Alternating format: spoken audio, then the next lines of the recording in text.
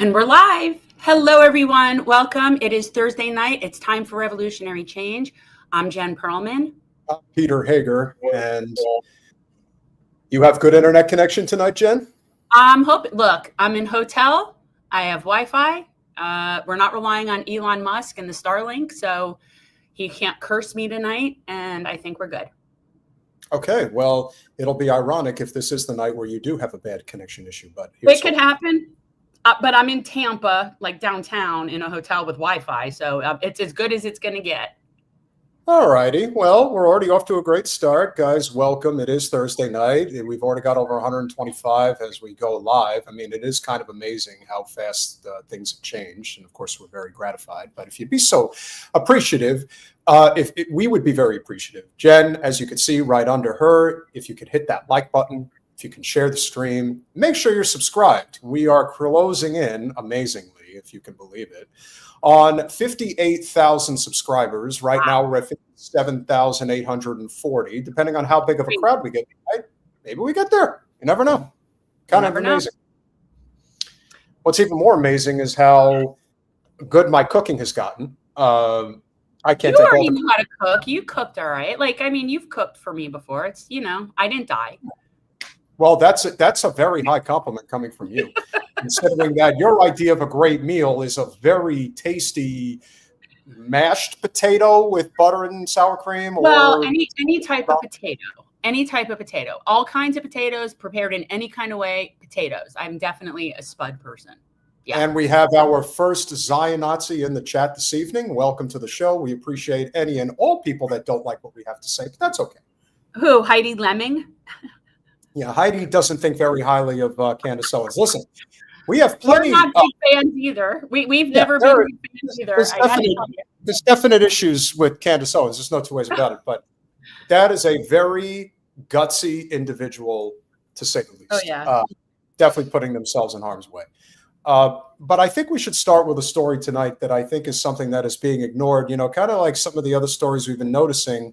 We know the big difference between a channel like ours and a lot of the other channels that strictly do this for a living is that there is an audience capture factor in the work that we put out there. What I mean by that is there are definitely people that are going to spruce the numbers up significantly if we're talking about a particular subject, whereas talking about others, maybe not as much. For example, when we were addressing what was happening with the Supreme Court that Jen was alluding to, and then, of course, the topic the other night regarding the black erasure in Boston with Savvy Sabs. Again, they don't do as much numbers, but there are stories that are still important and they have to be discussed.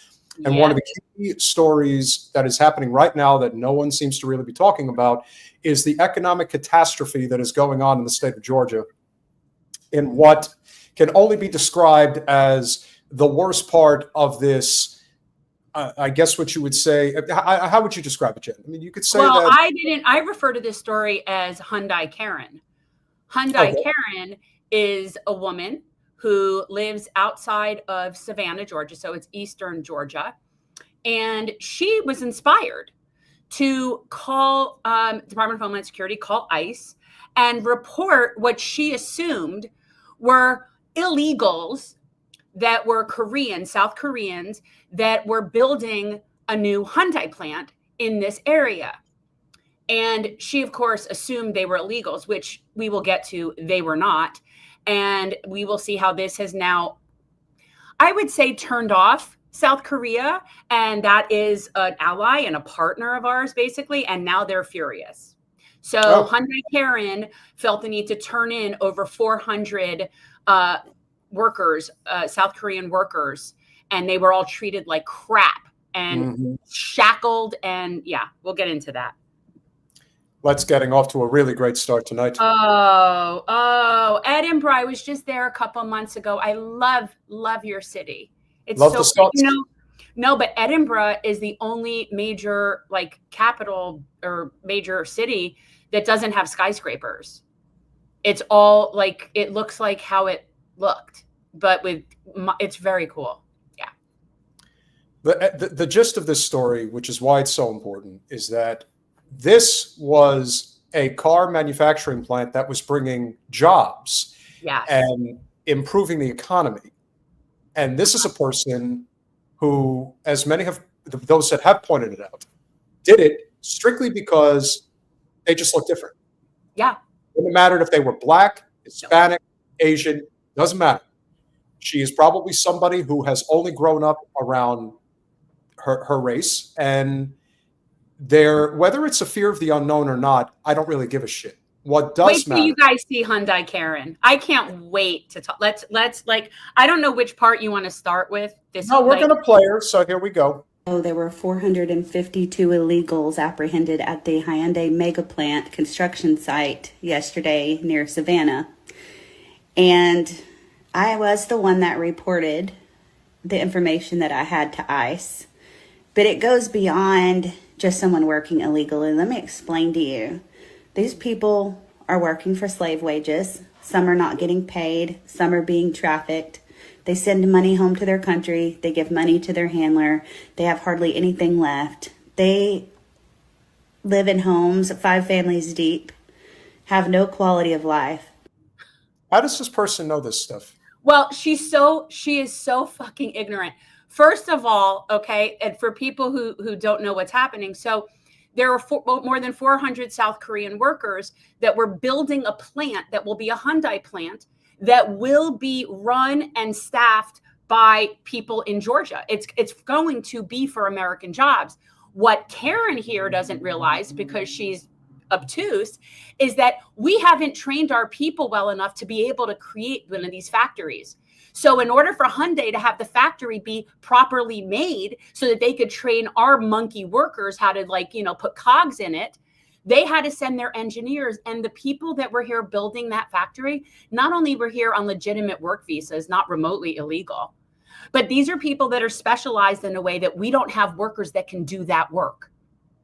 So this will be very interesting. So now there's not going to be a Hyundai plant because our workers are not capable of building the plant. So yeah, that's this. So she thinks they're so downtrodden. I'm thinking, lady, they speak at least 2 languages. You barely speak English. So I don't know why she thinks, and these are not trafficked people. They're here engineering, building people on work visas. You racist bigot. And would you care to guess why the average American worker is not capable of assembling a car by hand? Would you care to guess why? Well, I mean, first of all, we don't train people to do trades. We don't take vocation stuff seriously. We don't respect it. We don't respect workers. We don't pay proper wages for jobs that could be dangerous. That's why. I wouldn't necessarily say that we don't respect workers. I don't know if I would say that there is definitely portions of our culture and our society that do not. That's Have you seen how it's also our labor laws? Are you? Albert is the winner of the evening. He has figured out exactly what the problem is. I understand. Definitely because of NAFTA, normal trade relations with China, and that is the reason. So we're still feeling the after effect. It's a problem. It's a problem. We don't train people in technical, scientific, and no, STEM and coding is not going to solve all of our problems. But the people that are here building this factory are very specifically trained to build at a level of an engineering plant that we just do not have workers that are capable of building, which is why these workers were contracted to do that, to set up the plant. So then American workers can go in and be trained like SEALs. Because the Koreans don't need to be trained. The Koreans don't need to be trained. So, I'm just... And make no mistake, the only way we're ever getting out of this is through trades. Because if there is one thing that is becoming painfully obvious as we continue to descend into a world of artificial intelligence that will take over a significant portion of our very managerial style economy, money management economy, let me assure you, with AI, those are the last jobs that anybody needs. You know what jobs we do need? People working in factories with their fucking hands that AI can't do themselves. That's what we need. You can say we're going to have robots and that's going to have an impact. It'll have an impact. Will it take over our economy? Not even close. So What this woman did was a double fuck you as far as I'm concerned. Yeah, well, she screwed over the legal work visa people that were here working legally. And she now screwed over this town that's not going to have this plant with these jobs for her people.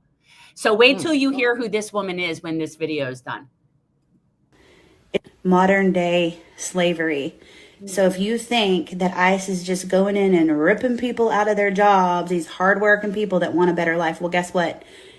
Politicians have really screwed these people, because when they came here, they thought they were, hey, the border's open, we're coming in, we're going to get the 5-star treatment, and we can go to the big Walmart, and we can live in a 5-star hotel, and that's just not how it is.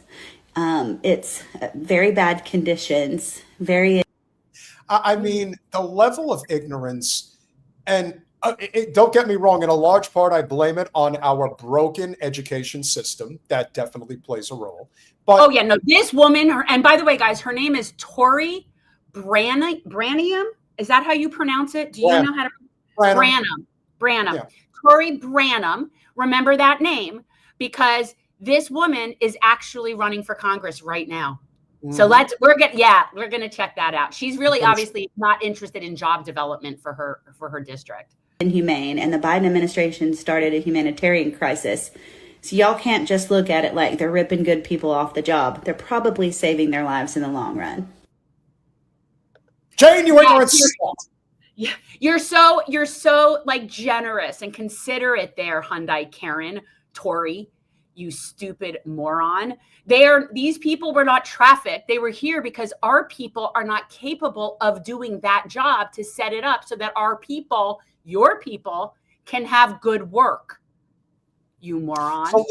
So let's just say, for the sake of argument, that the reason why that she was concerned about this issue and decided to say something was that these workers were being treated like slaves and they were under duress in their living conditions. So to that, I would say, why are you reporting the workers and not reporting the corrupt business operators that are employing slave labor? Right. Why are you calling That's the part of the connection that I never seem to understand.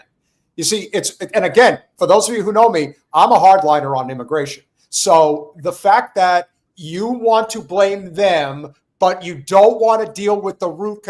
We're going to build a big, beautiful wall at the southern border. Is that going to stop the fact that multinational corporations get away with employing slave labor? If you're not going to deal with that, then shut up about a fucking wall, because that's not going to solve anything.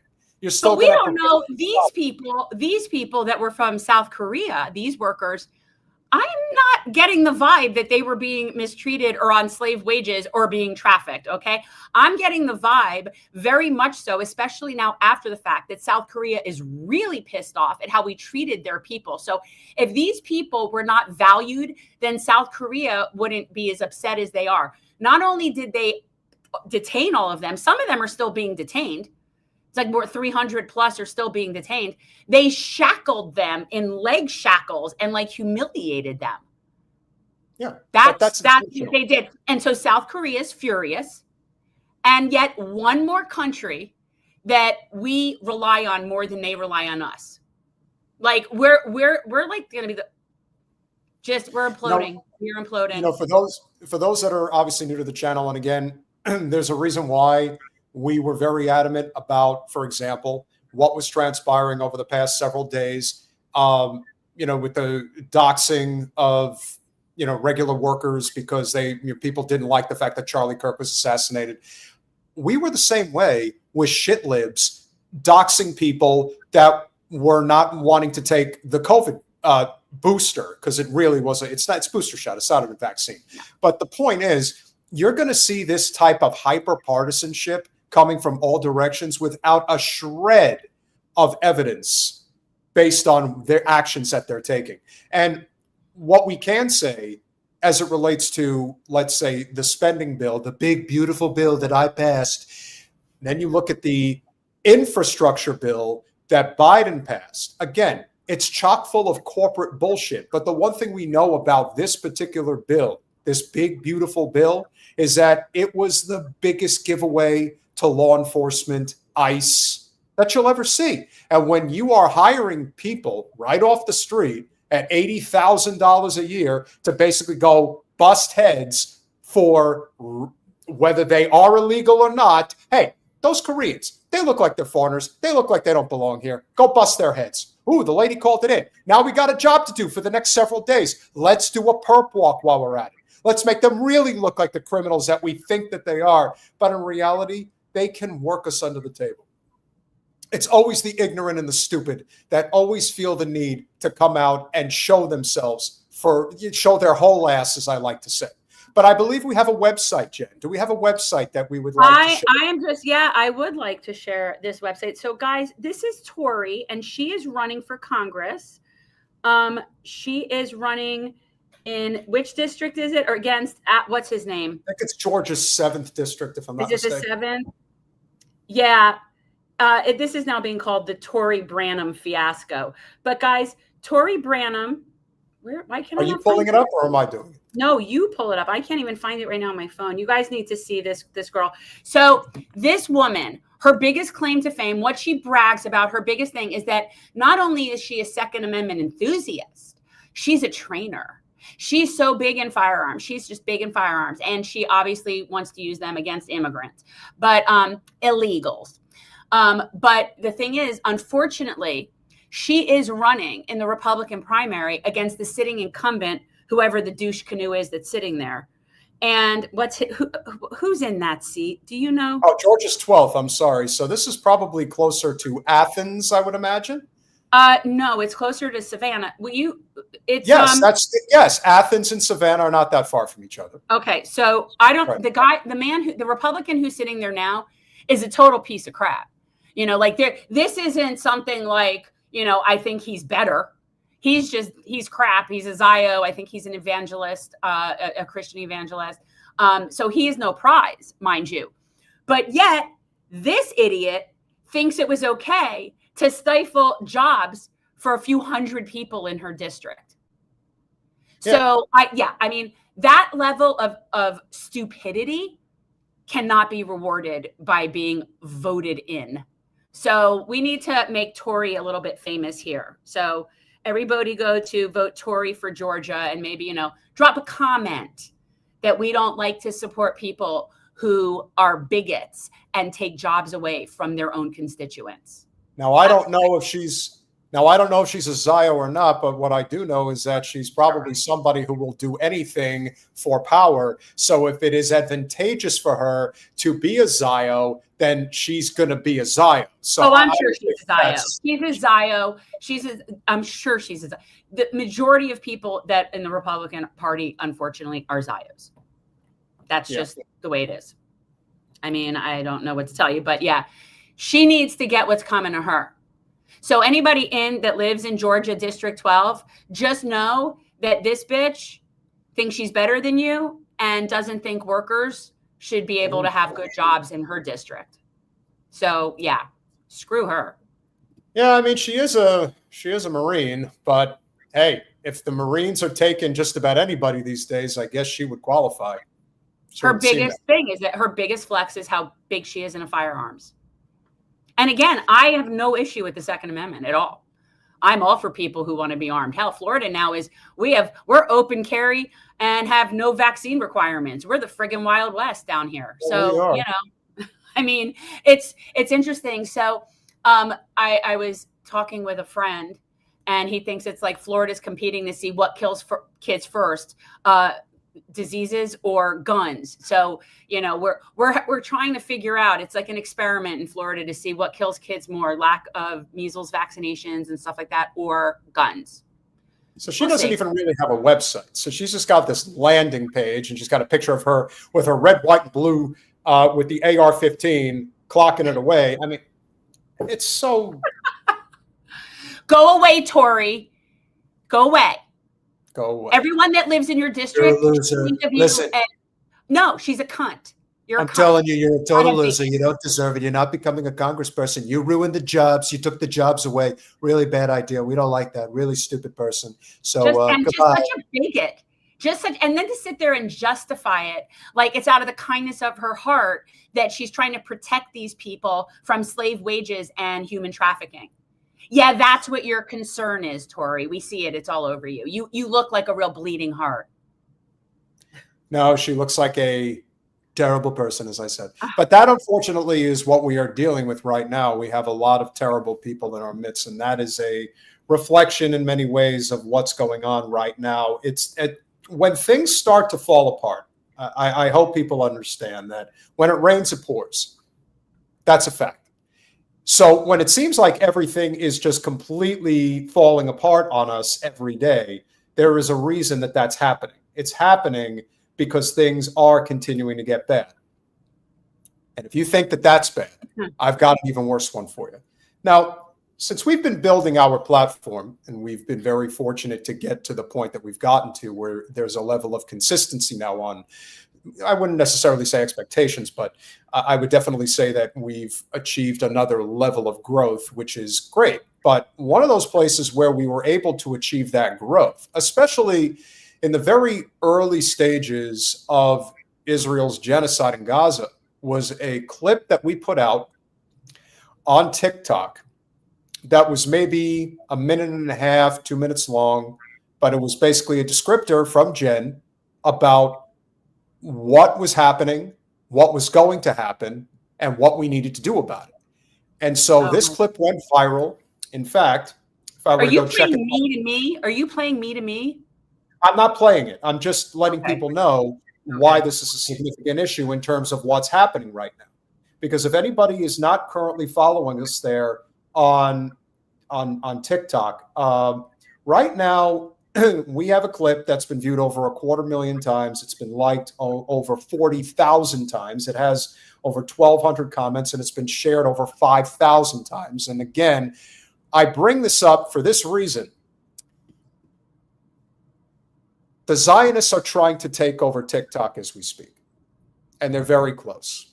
And one of the people that has made it their mission in life to get them there is Josh Greenblatt, head of the ADL. And here's Jonathan Greenblatt. They're all the same as far as I'm concerned. Sorry. He's disgusting. Yes. He's so disgusting. So here's what he had to say regarding TikTok. You must take this deadly seriously. Pushing extremists off Wikipedia might not seem equal to the challenge of pushing Hezbollah north of the Litani River. Capturing TikTok might seem less meaningful than holding on to Mount Hermon. Libelous tweets certainly might seem less deadly than missiles from Yemen.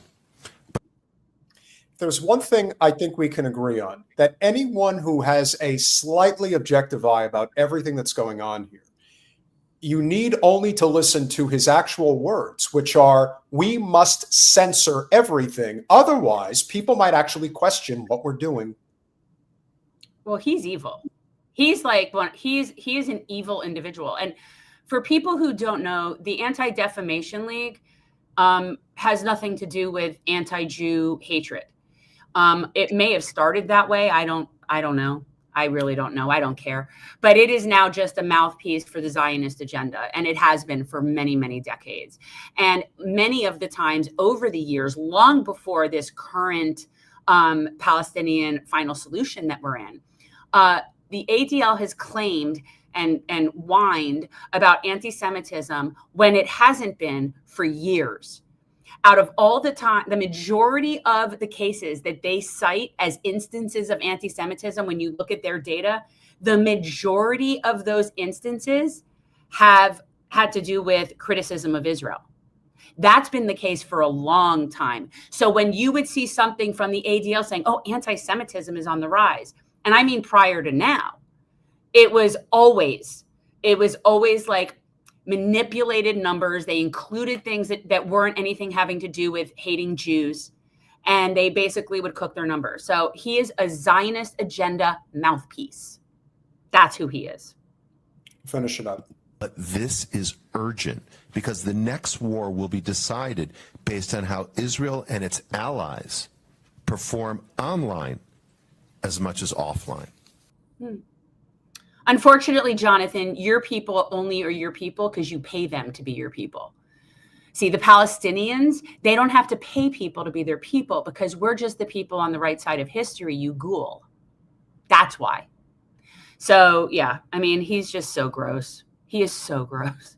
Not familiar with that documentary, but I would imagine that it probably is very reminiscent of what we would anticipate it would be, which is scream loud, scream forever. Now, eventually, people will just go away. But it seems to me that this story is going to get much, much worse. And there is a reason why they are doing this. So, Colin, I need the Chris Manahan story with the link for the story regarding the Wall Street Journal, if we are able to get that. So here's what's going on, guys. Hold on one second before you go on. Let me just say, yes, Ross, please do. You'll catch up. We can definitely still mock her. Thank you. Okay. From Chris Manahan, TikTok, which the U.S. government moved to ban last year for allowing criticism of Israel to go viral, is reportedly now in final talks to be bought by a small group of Zionist billionaires. For those of you who do not know who the individual is in that photograph, it is Larry Ellison, at times the second richest man in the world, and at all times the biggest donor to the IDF. So when we say we have a oligarchy problem in this country, this is what we mean. It doesn't matter what us individuals on the outside are doing. For the people that control the levers of power, they are owned hook, line, and sinker by men like him. Yes. They don't care if people are upset because in their mind, and maybe rightfully so, they are convinced that they're not going to break down the gates, that the people are just not going to fight back. They're not going to rebel. They're not going to do what history has shown time and again is what needs to happen. I don't want to have a revolution, but what the hell else is there? How else do you think you're going to stop a person like this? Well, can I say that, first of all, someone who's never been on TikTok, I had stopped doing social media before TikTok really became big. So that just was never anything I did. Why don't we just leave that? Like, let the Zios have TikTok, let them sit there and infest it and be their own little echo chamber. And people need to just go elsewhere. You know what I mean? Like, let them have that and let it be worthless. That's what I would do. I mean, like, I'm not on there, so I have no loyalty to TikTok, but is it that good that we care? Because wouldn't it be better if everyone got off of it and they were stuck there holding their dicks in their hands with nothing? Because I kind of think that would be more entertaining, but that's just me. Well, as you guys will see as we go later into the evening, they are really running out of real estate. They do not know what to do. I do wonder about the safety of certain people who are speaking out, who have much larger platforms than we do. To put things in perspective, we've got almost we're hovering closer to 600 live viewers right now, but there are certain large platforms that have 200,000 people watching at a given time. See, those people are dangerous to the state of Israel. Right. We have that barrier, right? We figure before the powers that be would get to me and Peter, they'd have to get through a lot of bigger content creators with bigger platforms first, right? So, we'll start noticing if it works its way down. But once you're under the 100,000 subs, I'll start noticing. There's way bigger fish to fry than us. Colin, are you able to get to the link? I know the Wall Street Journal, I think, generally has a paywall. Okay, so here we go. From the Wall Street Journal, TikTok in final talks to be bought by Silver Lake and Andreessen Horowitz. If you guys don't know who Mr. Andreessen is, you want to talk about a messed up guy, take a look at the interview he did with Joe Rogan. I wonder if he's related to the North Miami Beach Horowitzes. Anyhow. Maybe. TikTok, which the U.S. government moved to ban last year, is reportedly in the final talks to be bought by a small group of Zionist billionaires. Larry Ellison, the Oracle mega billionaire who has donated, you could just say he's the biggest donor to the IDF. You don't have to be shameful. Don't be bashful. Just say what needs to be said. Just had his kid buy Paramount CBS to have Barry Rice run it, is trying to buy CNN, and now will buy TikTok with Andreessen Horowitz. From a person that we would love to get on this podcast, so we've been trying for quite some time, Glenn Greenwald, one of the best journalists out there. Although, Glenn, if you ever come on here, we're going to read you the riot act about J.D. Vance. Have to keep it square, baby. Lucky break for Israel and its support collapses in the U.S. Yes, it is collapsing. Please scroll. Let me read that last part up there by Glenn real quick, Colin. A big bonus is that Ellison, Andreessen, Horowitz, and Silver Lake all have extensive multi-pronged ties to the U.S. military-industrial complex and CIA NSA. TikTok has been hiring ex-deep state from Facebook and Google to content moderate. But now their owners are mega loyal. We all know why. But remember, the reason they have to do this is because they've lost the narrative. They don't know what else to do other than to censor the shit out of everything. Buy everything because they control the money supply.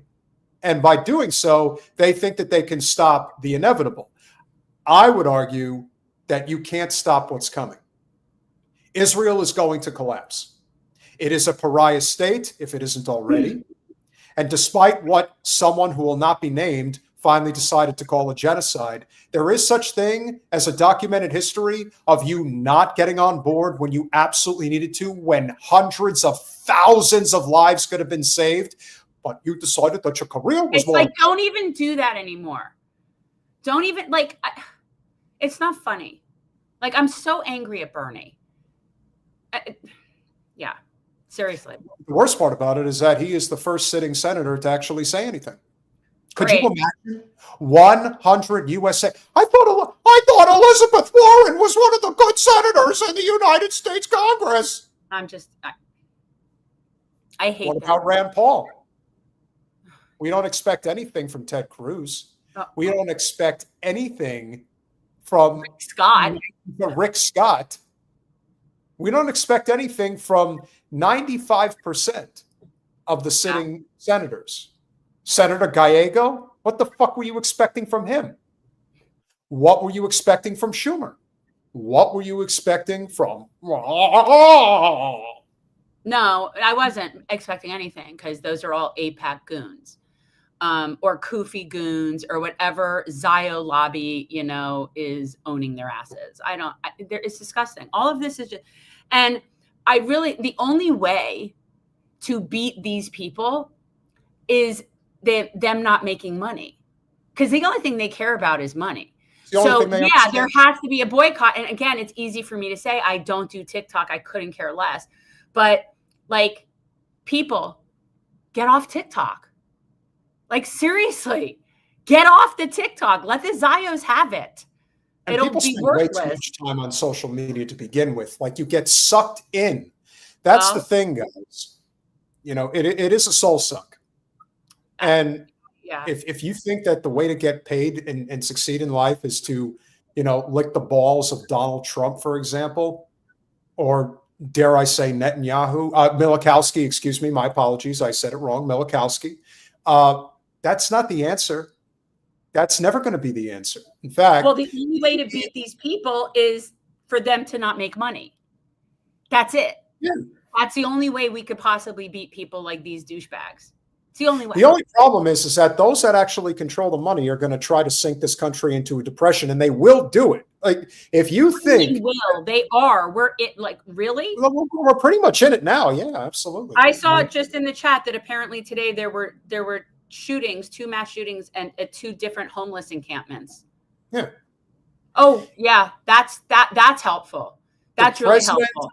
The president of the United States is firing the Secretary of Labor because they don't like the jobs report. It's not honest.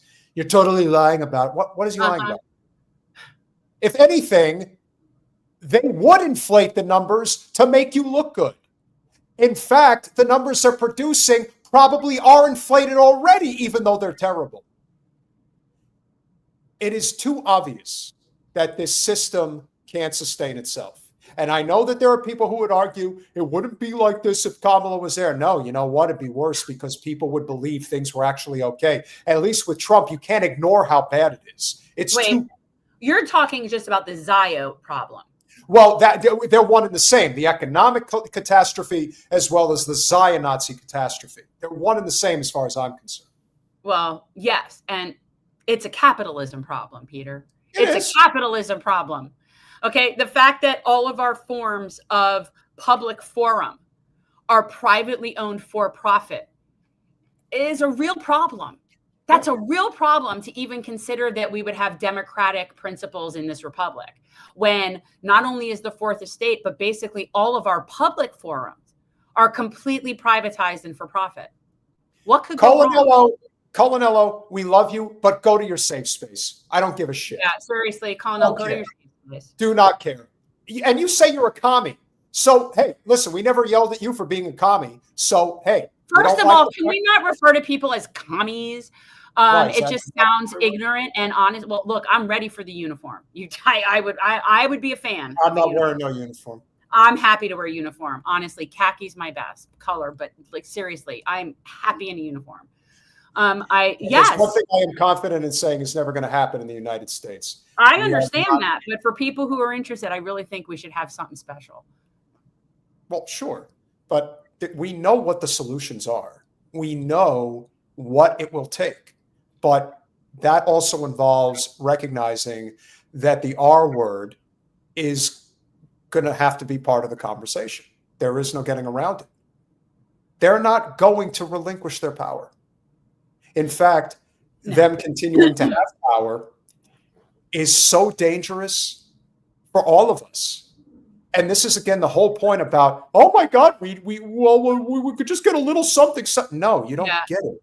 What I'd like to see happen, guys, for people who don't know, Florida now has, open carry. And I really think that we need to see a resurgence of the Black Panther Party in Florida, and that they need to go around like they used to with their weapons hanging, open carry. I think we need to see Black Panther Party people and supporters walking around in places with open carry and see how comfortable people are then with that. We need to start Black Panthering this shit, because it's not going to just all of a sudden the people are going to say, oh yes, how can we serve you? How can we serve you? How can we address the needs of working people? We're so concerned that people are unhoused and can't find work and don't have health care and are filing for bankruptcy. We're so concerned. How can we help you? See, that's never going to happen. It's never going to happen. Fuck these people. We are so far past this at this point. Yeah, and we can't be going back because, again, here's another example. BlackRock, Blackstone, State Street, Vanguard, all of these multinational private equity companies, you think that they're going to slow down? Everyone's like, well, they only own this much. You think they're not going for everything? They're going for everything. They couldn't be happier with somebody like Trump in the White House. And they know that the Democratic Party is dead, and whoever they're going to get in there next, it doesn't matter, because Obama and Biden did the same thing. They just didn't do it as fast of a pace. That's the only party's irrelevant. The parties at this point, they're both corporate owned. They are both corporate owned. You are looking at an oligarchy that is trying to own all of the housing, all of the food production, all of the water, all of the tech, all of the information. Like, this is getting to a point where what they want is a whole serf class. Serfdom. To serfdom. Yes, we're going to have where nobody's going to own anything. You won't own anything. You won't own homes. You won't own cars. Nobody is going to be able to afford to own everything. And you will be permanently indebted to the oligarch class. That's where we're going. We are devolving into a fiefdom. And this is happening right in front of us. So, and this is why the problem, people, is a capitalism problem. That's the problem. Okay. It is unfettered. It is run amok, and it is evil. And that is where we are, because we don't care about customers. We don't care about employees. We only care about the people that are doing absolutely nothing but collecting a dividend. We only care about shareholders here. And that is not going to help our society. That only helps a very small percentage of people. And the rest of the people are beholden to that class. This is a class war. Wake up. The problem is capitalism. Zionism, which is part of that problem, it's all about oppression. It's about white supremacy, and it's about dominance. And it's all intertwined. That is why the Zionists do their work using the capitalist mechanism to get it done, just like everybody else does. That's how it works. It's all connected. So when you want to get rid of TikTok, then stop using TikTok. I assure you, people, We don't need it. We need clean water. We need healthy food. We need shelter. We need better education. Like there's things that we need. We need healthcare. We don't need TikTok. So, get your priorities straight. That's what I think. On a brighter note, it does look like the state of Israel is having a very hard time maintaining its message, as we know. But the good news is we are seeing this. Forgive me, the name of the event that took place the other night that Florence Pugh was, I guess, the organizer of, was called Friends of Palestine or I don't Unite. know. I saw Amy Lennox. I saw Amy Lennox was there. If I may, I think it's Unite for Palestine. If anybody wants to confirm the name of the event, I'm pretty sure that that's what it was called. Take a quick look at. Hey, everybody's a proletariat at this point, just about, because that's where we're headed. And for everybody, somebody in there telling me I should stop talking about capitalism, that the problem is corporatism and corruption. Yes, because that is ultimately what a capitalist system leads to. It has yet to be demonstrated. If you show me somewhere where a real capitalist system, what we consider to be capitalism, is functioning and doesn't fuck the majority of people, because that's what it devolves into. It goes hand in hand. So yes, the problem is capitalism. The problem is having things for profit that have shareholders that are universal basic services that we should be entitled to for being in a civilization. Healthcare, housing, education, corrections. These are not things that have to have shareholders and be for profit. In fact, when they do, it screws up everything. That's where we are. That's a capitalism problem. And I get tired of people just constantly saying that the free market and capitalism are the same thing. And it's not true. It's just not. I mean, I could distinguish the difference between the two things. I still think it's angels dancing on a pin. You could say whatever you want. I don't agree with you. Okay? I live in the real world where the human spirit actually does matter. And there are people. Where do I live, Peter? Where do I live? You don't do what I do. You don't do, again, I'm not going to argue. You say that I'm not living in the real world. I think. No, I'm saying that you're again, I say this about conservatives all the time. They do not account for human greed, just like liberals do not account for the human spirit. So as far as I'm concerned, either you can figure out a way to have a meeting of the minds, or you're fucked, because you're going to end up with fascism or you're going to end up with communism. And I don't want either one of them. Neither does the overwhelming majority of every person on the planet. They just want to be able to live a decent fucking life. That's not a lot to ask. But you know what? To people like Larry Ellison, it is, because he sees you he's not just a billionaire, he's a Zionist billionaire. You want to talk about somebody who truly sees you as less than human? You are nothing but an ant, as far as he's concerned, that he could step on and squash anytime he wants. And there are 8 billion ants on this planet that he would gleefully step on if he had to in order to make a little bit more money. Yes. That's it. Period. And you could say that capitalism, as a result of that, I would say it's definitely a huge contributing factor to it. But human greed mixed with capitalism is how you get there. And that's how you get to fascism. Because fascism, as a scary a word as it is for people to hear, it's just the merging of the corporate state. That's all it is. We're declining there. We're there, people. Yeah. We're there. Yeah, it's when the corporate state merges with authoritarianism. We're there. Yeah. And on the other hand, communism doesn't work because you're trying to restrict human activity. You can't do that either. What you need to do is find a balance between the two. You can have a free market, but as I've said, capitalism can't succeed without socialism. And that's socialism for working people, not for rich people. If we had it that way, and the rugged individualism was actually for the people at the top and not for the people at the bottom, then you would have a system that could balance itself. But that's not what we have. And to be in complete denial of that, you're just being dishonest. Or you're benefiting from the broken system and you do not want to face that reality that what you benefit from is crushing everybody else. That's how it is. Or the amount of ignorant people that are the part of the crushed, but still vote as if they're with the oligarchy class because they've been convinced that they could be, like it could happen to them. There's 2 groups of people. If you're not sitting at the table in Davos, you're with the rest of us. That's the 2 groups of people. There's really nobody in the middle. So unless you are sitting at the big boys table, then you're with us. And even if you think you're sitting at the big boys table, let me assure you, Charlie Kirk is a prime example of somebody who is on the same level as the average worker in this country. That's where you are. And he had millions of dollars to his name, but in the grand scheme of where the real power lies, he's nothing. Nothing. Zero. He was just a henchman, and the henchmen got out of line, and they made an example of him. We'll get to that later, but we want to bring up one of our very favorite people in the world, who I believe was part of this event. She had some very important things to say. They're here tonight celebrating life and hope. Israel continues to destroy, to kill, and to occupy land in Palestine. In this very moment, many Palestinians are holding their loved ones in makeshift tents. In Gaza, more than 65,000 people have been killed by Israel's fire.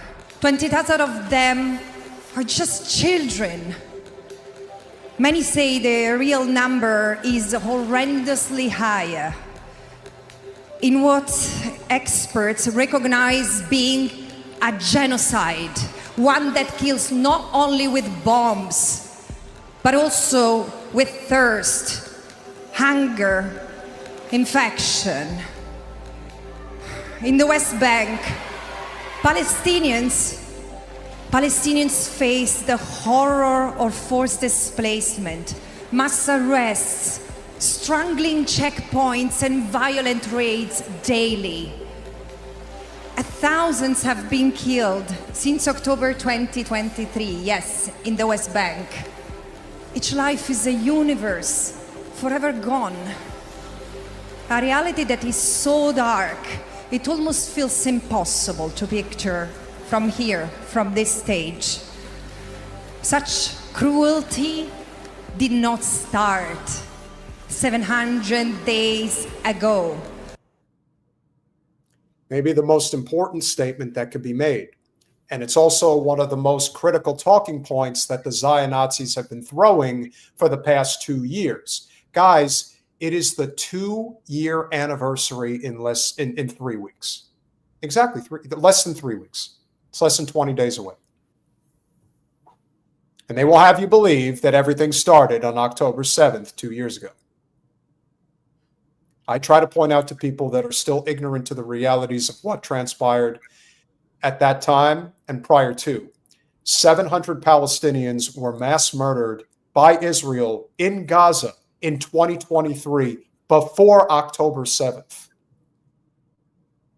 And too many people want to pretend like that's not happening.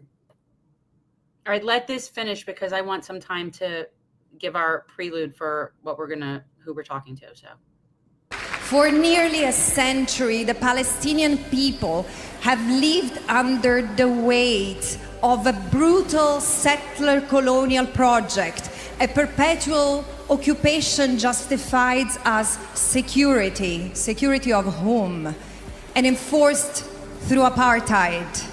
And while no state is innocent, the West carries a particular responsibility. Britain planted the seed of this catastrophe with the Balfour Declaration, promising away a land that was never theirs to give. And this does not mean denying the horror that befell the Jewish people in Europe, nor the need to protect them. But why has that protection come at the expense of another people who had nothing to do with European anti-Semitism? The Palestinian people had nothing to do with European crimes then and now. And even today, Palestinians continue to suffer while our governments turn a blind eye, or worse, they are complicit. They trade weapons. They host Israeli officials. History shows us that human rights are never simply granted. Justice is won through the sweat and the courage of ordinary people. People like the Palestinians, people like the Israelis who resist from within their convulsed society. Now, you would be the first to say that there really isn't that much of Israeli society that is speaking out against what's going on. No, it's not that they're not speaking. Okay. The amount of Israeli society that is against what's going on is actually speaking out against it, but it's a very, very small percentage of people. I mean, 82%, 82% of Israeli Jews they're okay with ethnic cleansing. They have no problem with it. So, and then among the rest of the people, that doesn't mean that they're necessarily really speaking out or vehemently opposed, right? So you're talking a very small amount of people. But yes, I do see them speaking out, but it's just such a minority of people. But you've brought up, since you were there just before the Second Intifada, that the population... I was there before the First Intifada. The First Intifada, excuse me, in 1987. But you've pointed out time and again that the demographics of Israel have changed significantly in the last 40 years. Is that fair to say? Yeah, well, the demographics in a sense of, I think, political demographics, because especially since 2014 when Netanyahu or freaking Netanyahu Milikowski got back in there, a lot of the more moderate people have left. So what you're left with is an IOF that is full of rabid extremists. The people that are on the right side of history that refuse to serve, that keep doing regular rotations in Israeli jail every time their number comes up and they refuse to serve, you have to do a certain amount of time. They're few and far between. The majority of people that are left that do serve are like psychotic. They're not regular people anymore. They're like psychotic. Yeah. Like but let's let this finish up. This is long and I want to get into, All right, we'll finish it up. Like you, history teaches us this. So we must own this responsibility. And if you enjoy human rights, don't dismiss them as just symbolic or good to nothing, because human rights feel useless only to those who do not have to fight for them. When governments betray the most basic human values, it is upon us to fix it. We, the people, stop waiting, organize, protest, demand more from your representatives. Change will come through. Palestine will be free, and we will all be free. We will all be more equal and more human. But today, giving up is not a choice. We don't have that luxury. So let's start from here, together. Thank you. I love her. If you can only listen to one statement from that Unite for Palestine event, that's the person to listen to. She has been on the front lines of this issue. I would imagine that she's probably had her life threatened a time or two. We see how hostile the Zionists have been towards her. And we, much like we will remember those that stayed silent. Jen said that you were given basically a 2-week grace period or 3-week grace period to get your mind right. I'll be generous and say 3 weeks after October 7th, if you didn't have your head on straight as to what was going on. And again, this is just for me personally. You're not welcome in my periphery, like on a personal level. I'm not saying we don't want people at any time to get on the right side of history. We want those people to get on the right side of history. I'm just saying you can't be with me. That's all I'm saying. That's just a personal preference. We will remember those that spoke up when it was absolutely necessary, like Francesca Albanese. And we will remember those that didn't speak up when it was absolutely necessary. And the worst one of all, of course, is Bernie Sanders. And it kills me to say it, but it's the truth. I think it was always a facade anyway. With that said, Jen, the floor is yours. Our esteemed Okay. guest has arrived for the evening. Yes. So, I don't know, it was like a month or so ago, guys, I went to a screening in Fort Lauderdale for a film called Reimagining Safety, which it's a movie about police abolition. I mean, we say here defund the police, but I'm an abolitionist. I don't believe in policing as we have it. I just don't. It doesn't work. It just doesn't work. And I'm not going to argue about it with people because I don't want to. I just know it doesn't work. But I was very pleased that I was able to meet the filmmaker and the person who made this film. And I wanted to, should we show the trailer first, or what do you want to do, Peter? I think we should welcome our guest first, and then we will play the trailer and talk. Okay, so guys, we're having on Matthew Solomon. He is the person who created the film Reimagining Safety, and he's extremely versatile background. So I'll let him tell a little bit about himself because he's a person that's in film industry, music industry. I mean, he's very versatile. And so, yeah, I'm glad he's here. I'm looking forward to this. So Matthew Solomon, welcome to Revolutionary Change. Hey, thanks for having me. It's good to see you. Jen, it's good to see you. Peter, it's good to meet you. Hi. So, so just, I remember that reading about you, and it's like, you have had a lot of different chapters, like things you've done. So just give like a brief background of where you come from, like career-wise, that got you into this film that you made about abolition and what policing should or could look like here. Sure. Yeah. Thank you. You know, it's funny because I always start off by saying in relation to the film that I'm a product of being born and raised and growing up in LA, you know, and going to diverse and integrated schools. And, you know, my friends were everybody, and we all, you know, figured out like, how do we get along? And I had friends from like South LA, and I had friends from the Valley and East LA. Right. But we would go to the mall and to the beach and all of that. And so, you know, as a white Jewish anti-Zionist now, but, you know, Jewish male, like I was always aware that my friends were treated very differently than me, not just by the police, but in the mall, you know, or, you know, walking down the street or whatever. And so, you know, that was always part of it. And then, you know, after high school, I was in music school at USC. I was a jazz guitar major. And I was taking sociology classes because I had always been really fascinated with society. And honestly, it was like the hypocrisy of what I was learning in social studies in high school. You know, it's like, oh, racism is over because of the civil rights movement and stuff like that. When my friends, that was not their experience, right? And so I was taking sociology classes, literally learning about systemic racism when the Rodney King beating happened and the LA riots. And then, you know, a few years after that there was the Rampart scandal with LAPD and their gang unit and all of that.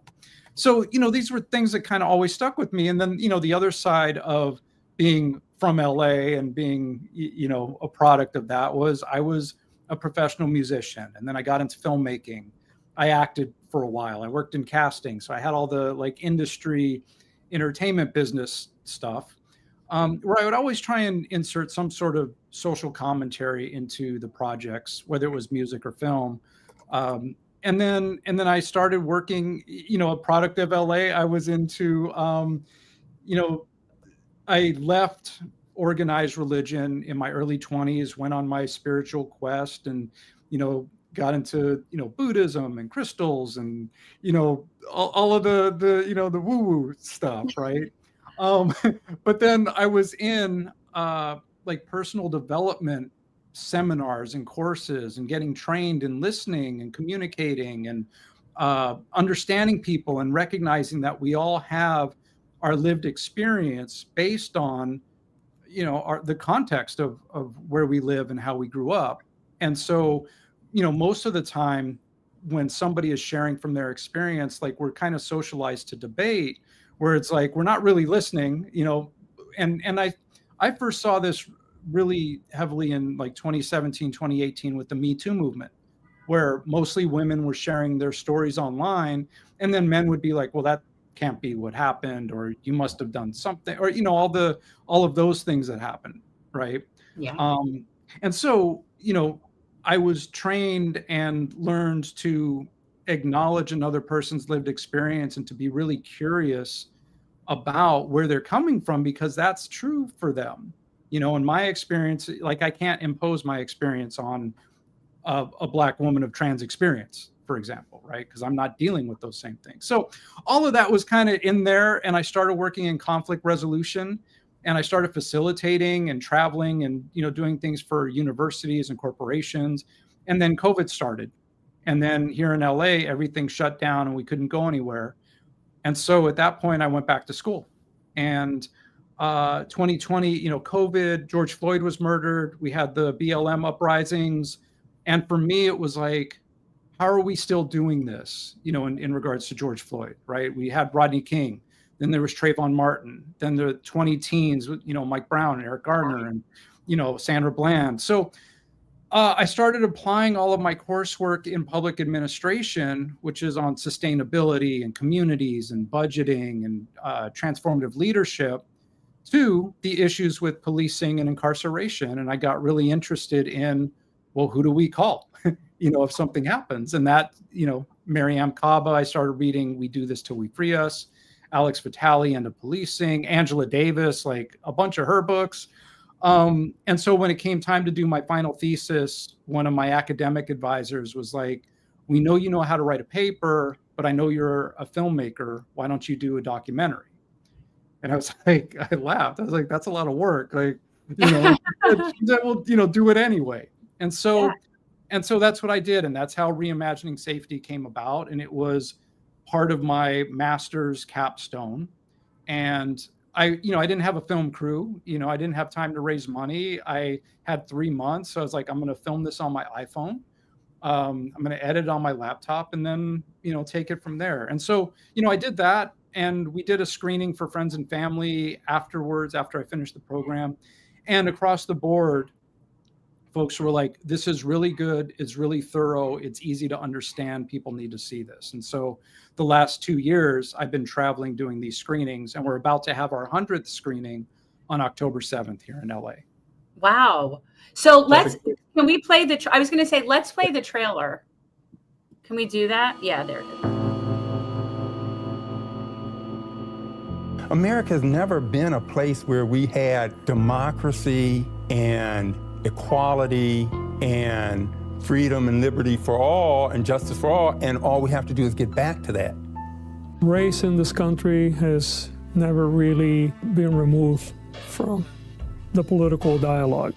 Because we won't reckon with our past, because we will let older people say, oh, that's so old, and, you know, let's not talk about that anymore. Slavery was so long ago. We haven't had it for 200 years. This is, you know, not realizing that we never reckoned, we never repaired any of it at all.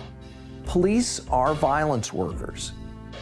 You know, we've been sold this false choice of policing or nothing, which has been used to terrorize people into accepting policing when there's a whole long list of things that they would rather have that they know would help address the problems in their communities. When we say abolish the police, we are saying we do not want policing as we know it to exist anymore. What people don't realize when we're talking about abolition is that we're really talking about the fact that we want you to be a decent person, that it's going to require that you relate to people. We created a report, and it's called Defunding the Police, Defining the Way Forward for HRM.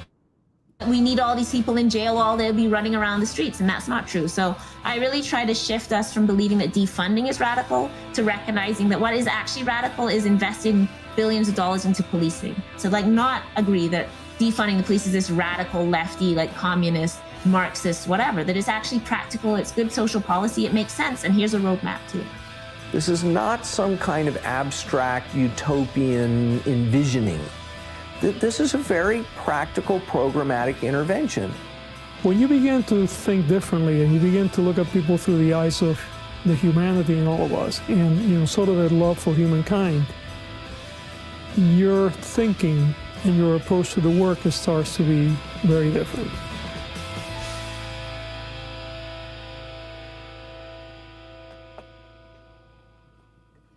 So, and for people, I actually was fortunate enough that I got to see the whole film. But Matthew, how would you, like, if somebody was going to just say to you, what does abolition mean? Like when someone says they're an abolitionist now, because like, I think abolition is, ending slavery. Like those were abolitionists. So what does an abolitionist mean to you now? Yeah, I mean, that was, and, I approached the film and my coursework from that exploration, right? And so, after I finished the film, what it really was for me is abolition is love. Abolition is when we care about people, we treat each other with dignity and respect, and we do things differently. We're not rooted in punishment and revenge and creating more harm. And in the last 2 years, having been in community with abolitionists and social justice organizations and community like mutual aid groups, like over 120 organizations have hosted these screenings. And so I've gotten to see, like in Miami, the Freedom Lab there, I got to go see that. And in Denver and Dallas, I have had the opportunity to see firsthand how we have systems in place that actually do take care of people and meet their needs. And when we don't call the police, people survive, right? They get their needs met. They're not being harmed and killed and incarcerated and all of that. And so, most of us aren't even aware that these things exist or have any idea how they work, and they're not funded, and people don't know about them. And so that's the thing. Like I can say, because I've seen it, like it exists in many places, not just in a random, place, city in Oregon or whatever. Yeah. I just find, but one of the things that came to me, and I think I told you this when I met you, is, it's always hard for me as someone who I know that that's the right answer, right? Like, and as someone who did criminal defense, like that's the kind of law I did out of law school. Like, I know that our system is based on punishment and retribution instead of on reparation and on restoration, and that restorative justice is always going to be the better way to go. And I don't think people realize that in this country, when somebody gets victimized by a violent crime, the system has no care about making them whole and repairing them or restoring, like not at all. The victim has they just are left to go deal with whatever trauma they have. And then the entire system is just focused on punishing the offender, regardless of what the victim had happen. And that is so back-asswards. And what I really came up, and yet we know there's people that are dangerous, right? Like we know there's people that cannot live amongst us. A lot of Israelis, for example. Like we know that there's people that just cannot get along with others. But what percentage of people that are incarcerated are really those people? I don't even think it's 10%. Like, I don't even think it's like whatever. I think that would be even generous. Then that's how much money percentage we should be spending on any sort of law enforcement, whatever that percentage is of the violent people. And then, this doesn't get talked about a lot either, but there's a large percentage that are sitting in jail awaiting trial, who haven't been convicted of anything, and yet they're there for years. Oh my gosh, I'm drawing a blank. There was a young man who was in Rikers Island several years ago who was 3 years awaiting trial, was released, and then committed suicide. And he for allegedly at Rikers. Yeah. For allegedly stealing a backpack, and then it was like, oh no, he didn't do it, so he got released. But just it being in that holding, is enough to I think about when we were locked down here in LA during COVID, people lost their minds. Like they forgot how to interact at the supermarket or driving or whatever, because we couldn't even go outside of our houses really, we couldn't socialize and things like that. So then imagine being in, a cage, with all the things that go with that. And then the stigma and, it's I don't know, like the fact that we treat people like that is really, heartbreaking and disgusting. And it doesn't work, by the way. Like, no. I don't know if you dipped into capital punishment at all, because I wrote like a thesis in law school and comparing capital punishment to modern day lynch law, which it is.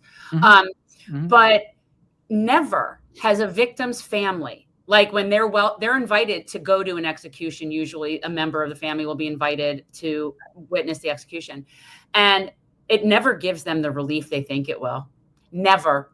It never works. They never feel satisfied. They never feel complete, and they never will, you know. And if our system was on restoration, then that would be the consideration, you know. So I know it doesn't work. So that's why I'm opposed to it. But people just somehow, in an irrational way, we've been taught that it makes us safer.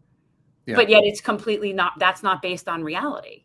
Yeah. Well, I mean, we exist on a land that's built on punishment and, you know, retribution and harm and dehumanization. Like that's what our society is built on, you know. So then it makes it easy to be like, oh, we'll just, you know, give them the chair, you know. But like you said, if we're talking about things holistically, and this is where I'm in a PhD program now in transformative social change, and so I'm studying liberation psychology and you know, things like that. And it's like, if we're, you know, eco-psychology, our connection as humans to the earth, right? And that we are all connected, but we've been socialized in the West to be like, no, we're the apex, you know, predator or whatever. And this is our land for us to draw resources from, you know, for as long as we can, you know, as long as we want to. But what happens is then we deplete our resources, and it depletes our mental health, and it depletes our relationships, and it leads to what gets labeled as crime. Like it's all connected. When we're not in, going back to conflict resolution work, when we're not in right relationship with each other and with our environment. Yeah. Yeah. Peter. The problem with law enforcement is that it's a for-profit industry. It's much like prison systems. I am not an abolitionist, but I know exactly what the cogs in the equation are that people just want to ignore. You don't spend $1 trillion on a federal bill that basically is the biggest law enforcement giveaway this country's ever seen, whether it's to ICE, whether it is to these local law enforcement. When we saw this starting almost 25 years ago, I believe George W. Bush is the worst president of my lifetime. And I point to him because that's where a lot of this started. The war in Iraq, the war in Afghanistan. And when you saw the military contracts that just started getting completely out of control, and they were building all of this weaponry and these tanks, if you will, and then you saw the tanks being put in rural America at these local police departments, what do you think they're going to do? They're going to play, you know, they're going to play war in their local communities. Yeah. And you get a lot of guys who end up getting these jobs. You know, again, same thing with the ICE issue we're seeing right now. You're hiring people off the streets at $80,000 a year for a job that they don't even need to have experience for, which is unbelievable. But it's not entirely surprising because we do live in a police state, and I wish people would understand that. Number one step, if you want to fix policing in the United States, you have to eliminate qualified immunity. If there is no consequence to police action, they can do whatever they want and never have to be held accountable for it, especially financially, then they're going to do it. Nothing's going to stop them. But if you actually force the police to police the police, because if there's one thing I'm very confident in saying, knowing the people that I know in law enforcement, no one is falling on the sword for another officer if that's going to mean their pension's going to get taken away from them. Never. So that's number one. And then the fact that you have a for-profit prison system in this country, we're the only developed country in the world that has this shit, which is one of many wonderful caveats to living in the United States. We're the only ones that have a for-profit corrections system. If you were to take that away, so many problems would go away. The fact that one of maybe the most unheralded part of Reagan's legacy is that he closed all the asylums, that people that were just dealing with mental problems were not able to go and seek the help and the treatment that they needed. Instead, let's stuff them in prison and let's make them a real killer. Let's get them in there. And then when they finally get out, those are the people who end up committing the most heinous of crimes. So not properly dealing with this problem, to me, all stems from the fact that it's a for-profit system that they have created and people have ignored for decades. So like I said, I'm not against police, but I am against the police system that we currently have. And anyone who is in favor of this current police system, you're a little too privileged if you don't recognize it. I'm just saying. You just got to call a spade a spade. It is what it is. Yeah, and I'm glad you brought up the for-profit thing, right? Because that was one of my first. I had a girlfriend in the late 90s that was incarcerated in Arizona, and they had for-profit prisons. That was Arpaio. Joe Arpaio was like, yes, I think it was the sheriff there or something. Sheriff but Toe. Sheriff. Yeah, Sheriff Toe. Yeah, right. Crazy. Yeah.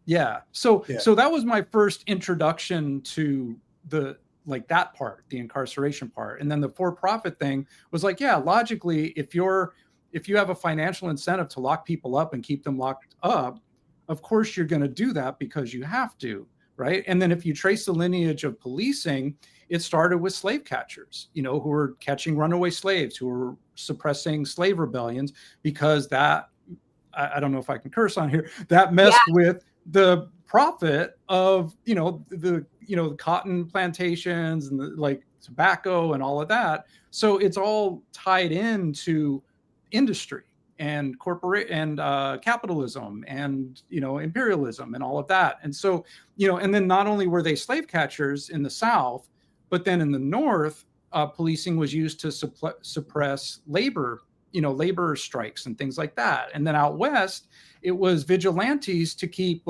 those people off of our ranches, the white people that came out and killed, colonized and put ranches. And then, so all of it is tied into protecting property, white people's property, the ruling class, and things like that. So that's the lineage of policing, right? And then we see that now, what are we doing with ICE in the streets? And they're, literally kidnapping people off the streets, sending them to these places where they're then being leased out, which we know from the movie 13th about prison leasing, right? That's an amazing documentary, but that's what they're doing with brown-skinned people, rounding them up and then, putting them in a prison and then using them for cheap labor, for corporations. So it's all tied in, to that system of profit.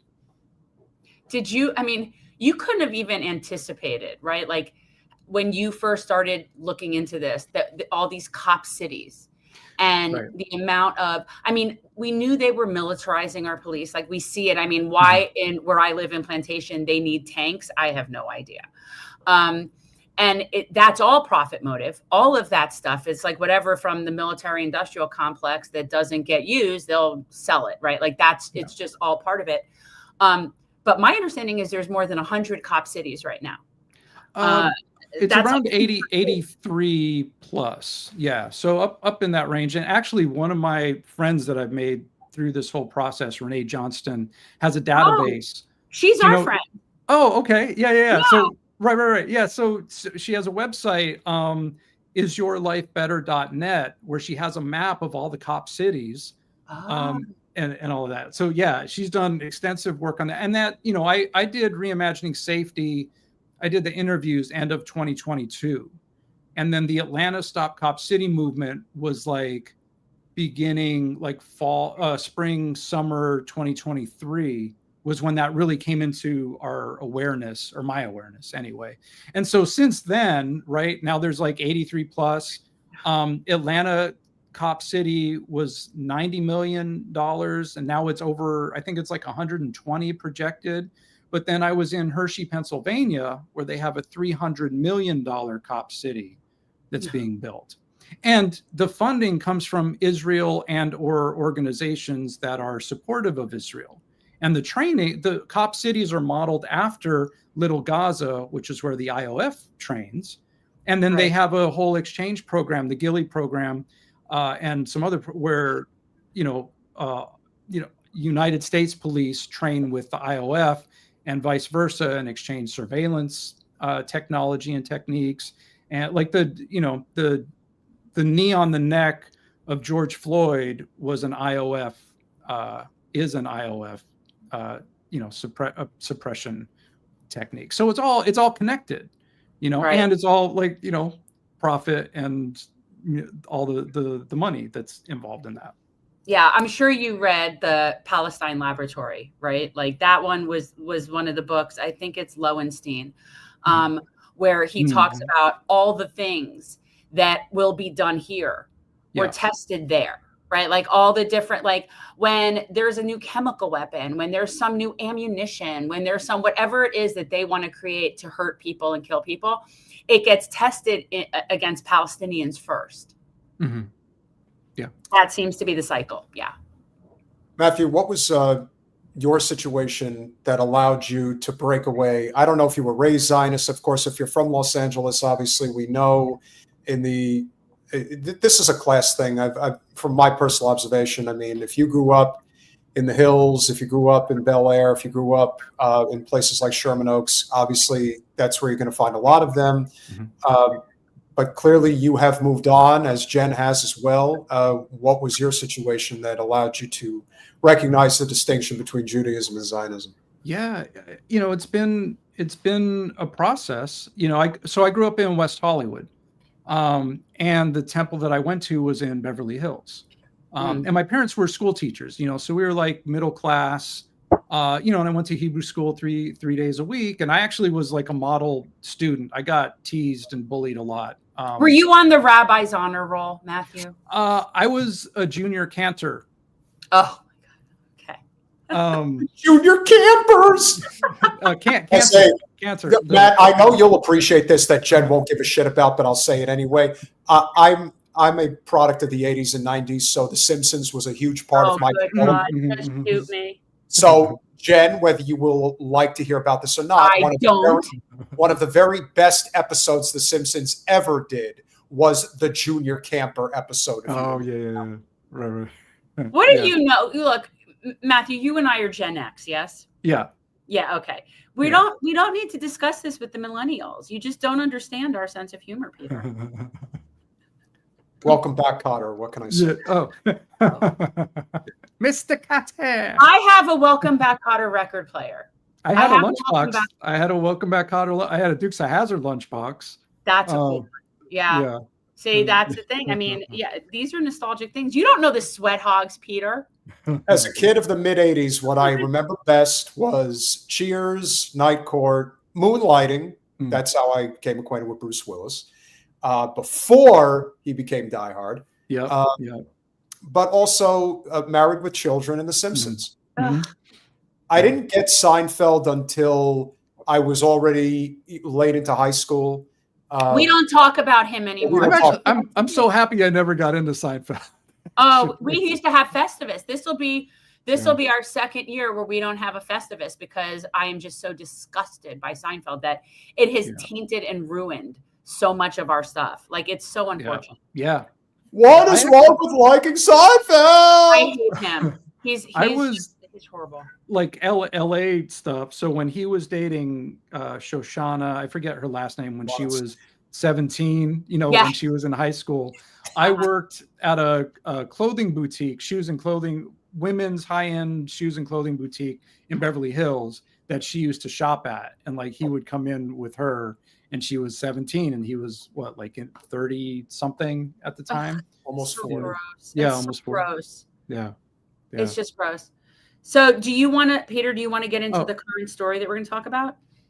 Yeah, so I think this is very important for people that are not aware of what's been going on in Mississippi. Of course, family of Black student found hanging from a tree in Mississippi demands answers. Students at Delta State University said they also had questions about the death of Trey Reed, 21, even though authorities have said they found no evidence of foul play. So what are you saying? He hung himself? Well, I don't know if they're saying that. Yes, that's what they're saying. They're saying he committed suicide. Just so people know, in my previous life, I did fundraising for college and high school sports teams around the United States, and I worked with most of the athletic department at Delta State University for several years. So it's a little personal for me. At Delta State University on Wednesday, there were few signs of the tragedy that befell the campus this week and disrupted the beginning of a new school year. Welcome back banners from the Chamber of Commerce and campaign signs for students running for homecoming court were staked in the grass. Students have been back on campus just shy of a month, when the body of Jamar Trayvon, or Trey Reed, a 21-year-old black student, was found hanging from a tree on campus Monday. By the way, for anybody who's not seen the movie Mississippi Burning, now's the time to watch it. Reed's death has ignited calls for justice and online speculation that he was the victim of lynching, even though authorities have said there was no evidence of foul play. Well, you're in Mississippi now, boy, because we don't do justice down in these parts. And for people who don't know, Mississippi is the #1 state in terms of number of lynchings. Historically. In the history of our country, yes. Yes, correct. Mississippi is families of other black men who have been found hanging in Mississippi were determined to have died by suicide are also questioning their official causes of death, of course. And so that is Trey Reed. They say they believe their loved ones were victims of lynchings in a state with a history of racially motivated violence, including the 1955 lynching of 14-year-old Emmett Till. When you see that picture on social media, of the black and white picture of that black child, that is who it is. Reed's family has not publicly commented on his death, except through attorneys. Mira Brown, who was on campus Wednesday to visit her younger sister, who recently transferred to Delta State, said she understands the feelings people are having about Reed's death. Just given the historical significance of trees, black men, and ropes, there's just something about it to me that isn't right. Bolivar County Coroner Randolph Seals Jr. said in a statement Wednesday that his office is conducting a thorough death investigation. Yeah, I'll trust that. I'll trust that like I'll trust Izzy Hell with their investigations. He echoed other officials' comments and said a preliminary examination showed no evidence that Reed was physically attacked. More details will be released after the Mississippi State Crime Lab conducts an autopsy. At the campus, Kobe Horace, 21, a senior studying sports management, said he did not know what to believe. I just want justice. I don't know what it is, but I want the truth to come out. I just want to know what the real answer is. Matume Matthews, 20, and Jaquan Wallace, 20, the president and vice president, respectively, of the university's African American Student Council, said they had discussed organizing a vigil for Reed amid calls by students for more information. Is that it, Colin? Oh. Wallace has said he's been thinking about Reed's family and other students would see with Reed on campus. Everyone's trying to cope a little differently and trying to get through it. We're also trying to move in a way where we acknowledge the fact that he was a student, that he was another one of us. Wallace said he understood that school leaders might be limited in what information they can release, but acknowledged that some classmates are frustrated. It's just what we really want answers for. That's why a lot of people are fearful in this moment. Brown recalled checking her younger sister's location Monday night and feeling at peace. My last thought before going to sleep was college is the one place where you're supposed to feel like your children are safe. And then I woke up to the news. Brown, who is from Mississippi Delta, said cooperating with Reed's family and releasing the autopsy results to confirm or deny the rumors are steps she thinks officials should take. Ultimately, she said, she suspects people may not feel settled with authorities' finding until they hear from the family, because that's the only thing that that's going to supersede what the suspicions are now. Civil rights attorney Ben Crump said Tuesday that Reed's family... Ben Crump, I'm sorry. It's got to be just like if Sharpton gets involved. You want to know how you squash this thing and people forget about it? You get the wrong people involved. That Reed's family had retained him and that his family and the campus community deserves a full independent investigation to uncover the truth. The only positive thing that I could say about Ben Crump is that he will bring a lot of attention to this story. That's the only thing that I can say is good. Yeah. Trey was a young man full of promise and warmth, deeply loved and respected by all who knew him. Again, the lawyers speak is just, it could be nauseating at times. We cannot accept vague conclusions when so many questions remain. Attorney Vanessa Jones said in a news conference Tuesday that she had also been retained by Reed's family. It was unclear whether she represented the same family members who retained Crump as their attorney. Who gives a shit? That's a stupid thing. Yeah, I get it. This is why corporate news is a joke. Jones said she would launch an independent investigation into Reed's death and demanded transparency from officials. Listen, unfortunately, I hate to say it, but you're going to have to get the FBI involved, because in Mississippi, this is, Gene Hackman and William Defoe all over again. you're going to have outside people come in to the one state in the Union that still has the Confederate battle flag in their state flag. And they're very prideful about that. So they may be saying that there's no evidence. Like we believe them. And Matthew, have you heard of this? Did you hear of this recent story? Oh, of course. Yeah. It's been all over. And this was one in a series. Like, I think there have been like a handful, at least in the past few years, that they've deemed suicides of Black men hanging in public places. Yeah. And, the communities I'm in and the Black activists I'm in are very quick to say, Black people don't hang themselves, and definitely not from trees. Nope. If you're going to do it, if you're going to off yourself, I would think that the one way you would not do it is a way that would completely horrify and traumatize your own family. That's just my thought. People who kill themselves do all sorts of horrible things to themselves, and that does happen. That's a real thing. But I did see somebody in the chat put like a statistic that only 6% of hangings, self-hangings, are outside, and I would believe that.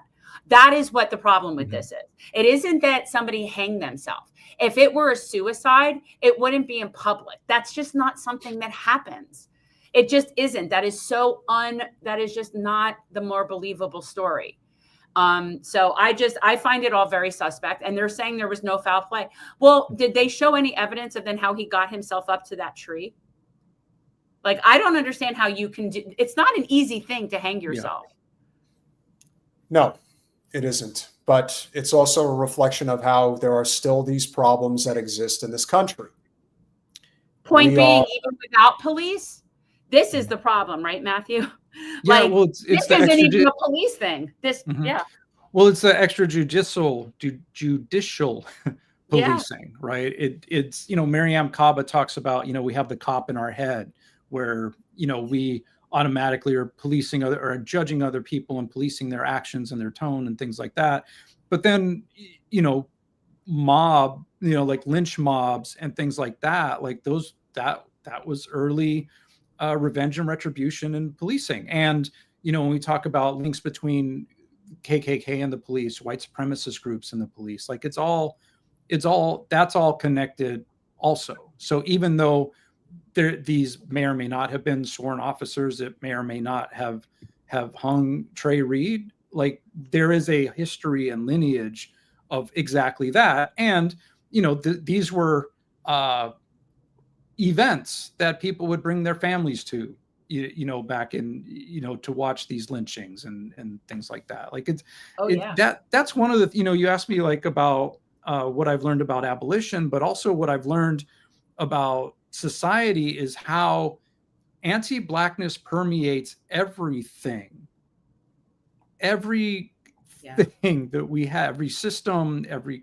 community in one way or another, every policy. Like the anti-Blackness just runs through it, and the dehumanization of Black people. Like we'll have, Stop Asian Hate, laws and policies that will come up like super quick. Certainly anti-Semitism, like the way we rally around that. But when it comes to people saying Black Lives Matter, no, all lives matter. No. That's not you can't do that. You can't say that. And then there's the pushback, right? So we had BLM, then the war against CRT and DEI and wokeness. Yeah. Like that's all a pushback, from 2020. And if we lay out the history from end of slavery and end of Jim Crow and the civil rights movement, there's always that pushback, that comes in response to that.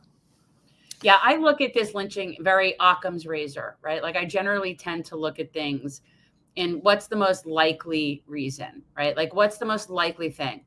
And the most likely thing is that this kid was lynched in a racist state with a history of lynching. That's the most likely explanation. And there is a whole bunch of them. And I believe there's like a particular amount that's been since 2021 or something like that I saw that they think seem to be a connection or some sort of pattern. And yet nobody's looking into this. And all of these have been ruled suicides without foul play. Well, this took place in Cleveland, Mississippi, which is one of the poorest corners of the United States. It's in the northwest corner of the state that runs up against the Arkansas border. Arkansas and Mississippi are two of the four poorest states in the country. Again, depending on the year, actually, they're two of the three: Mississippi, Arkansas, and West Virginia. So, the whole backwards, concept of society and what's acceptable, what isn't, what can I let go of, what can't I let go of.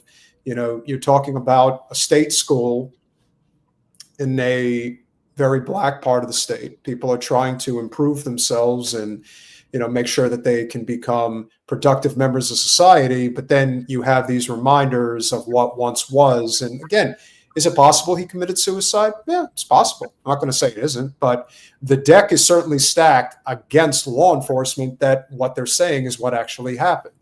And it's not without merit. There is a reason to say, okay, I know this, what you're saying happened, but history tells us not to take you at your word. So I think that is a fair way of judging this case. I do think an independent investigation has to come from outside the state and get to the bottom of what really happened. If there wasn't foul play involved, then that'll be determined, but it's not going to be determined more than likely by local law enforcement. They have a lot to protect. That's how it is. Yeah. And, it's days after Charlie Kirk was killed, and, there were vigils and white men marching in the street saying white men fight back in response to that. So the timing is worth noting as well. Yeah.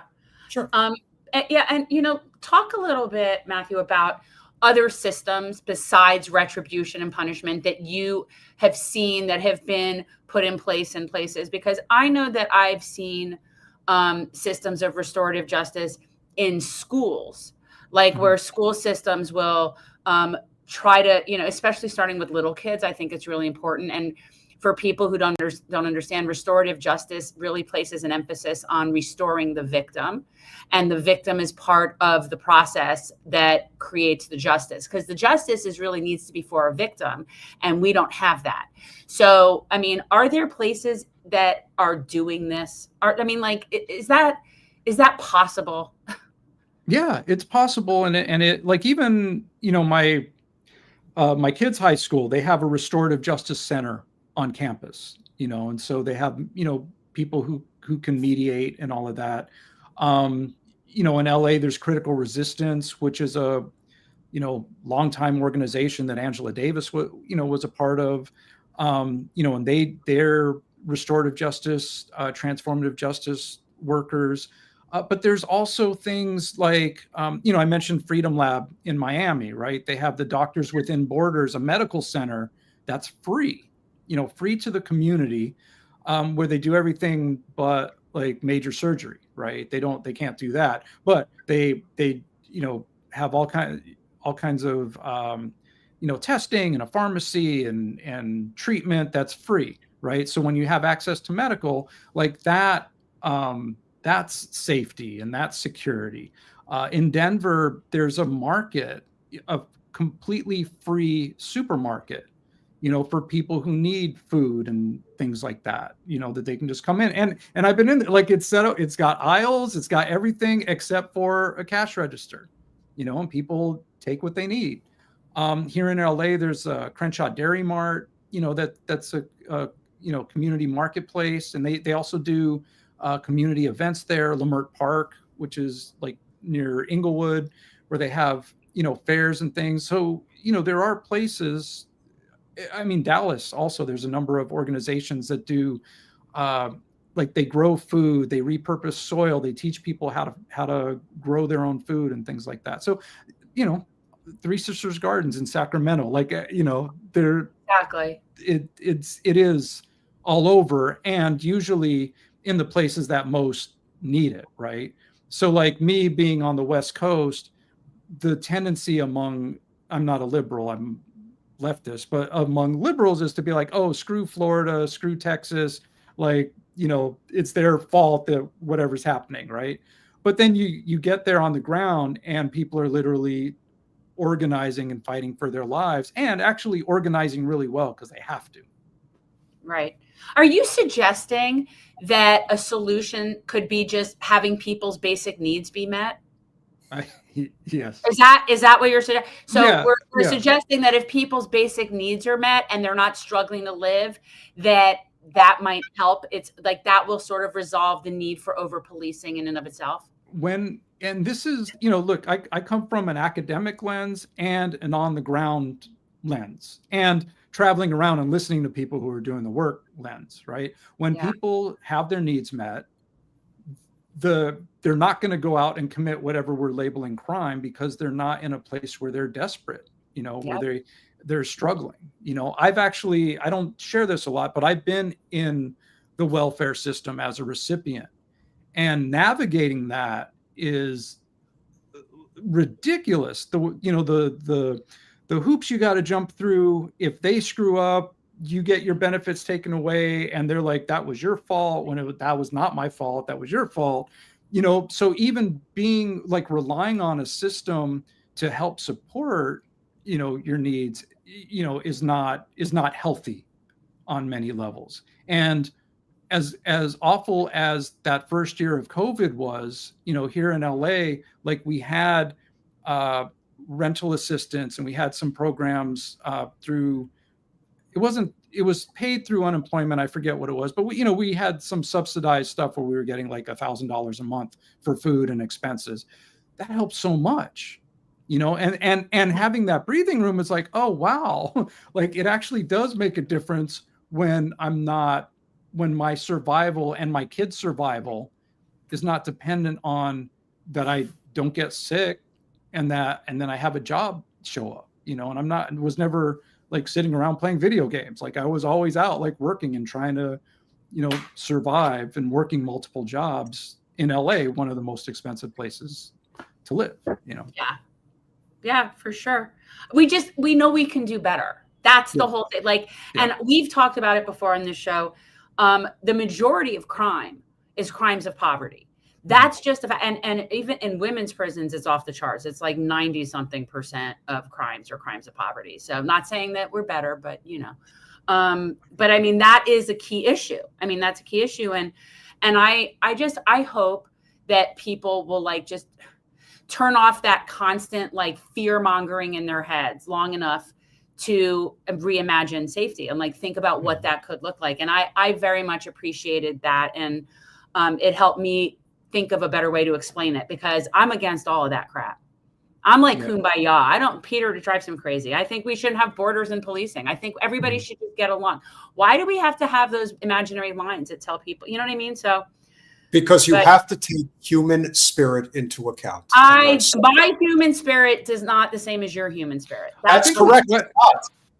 You know, I think there's a distinction also between a westernized spirit, yes, you know, and how indigenous folks, you know, lived with the land and were stewards of the land and weren't worried about, you know, borders and that. And, you know, and so we've been so westernized to think that this is what's normal. I'm actually, it's so funny. I'm looking for the book. I'm in a eco-psychology class right now, and literally talking about how children in westernized cultures who don't go outside and play and, you know, play with the dirt and, you know, all of that, like have such limited capacity, like emotional and mental and all of that. And so in the book, they're saying, actually, if we went back to, you know, the indigenous people that we disregarded as being uncivilized, they actually knew how to live healthy and in, you know, in right relationship with everyone and everything. Yeah. Sure. Indigenous for sure. Like that's can't live in a world where everything is driven by money and power. And that, unfortunately, is the downfall of Western civilization. I'm trying to start a food forest farm for people to come and have a retreat. That's what I'm working on. You know, I want a food forest. Yeah. If you build it, they will come.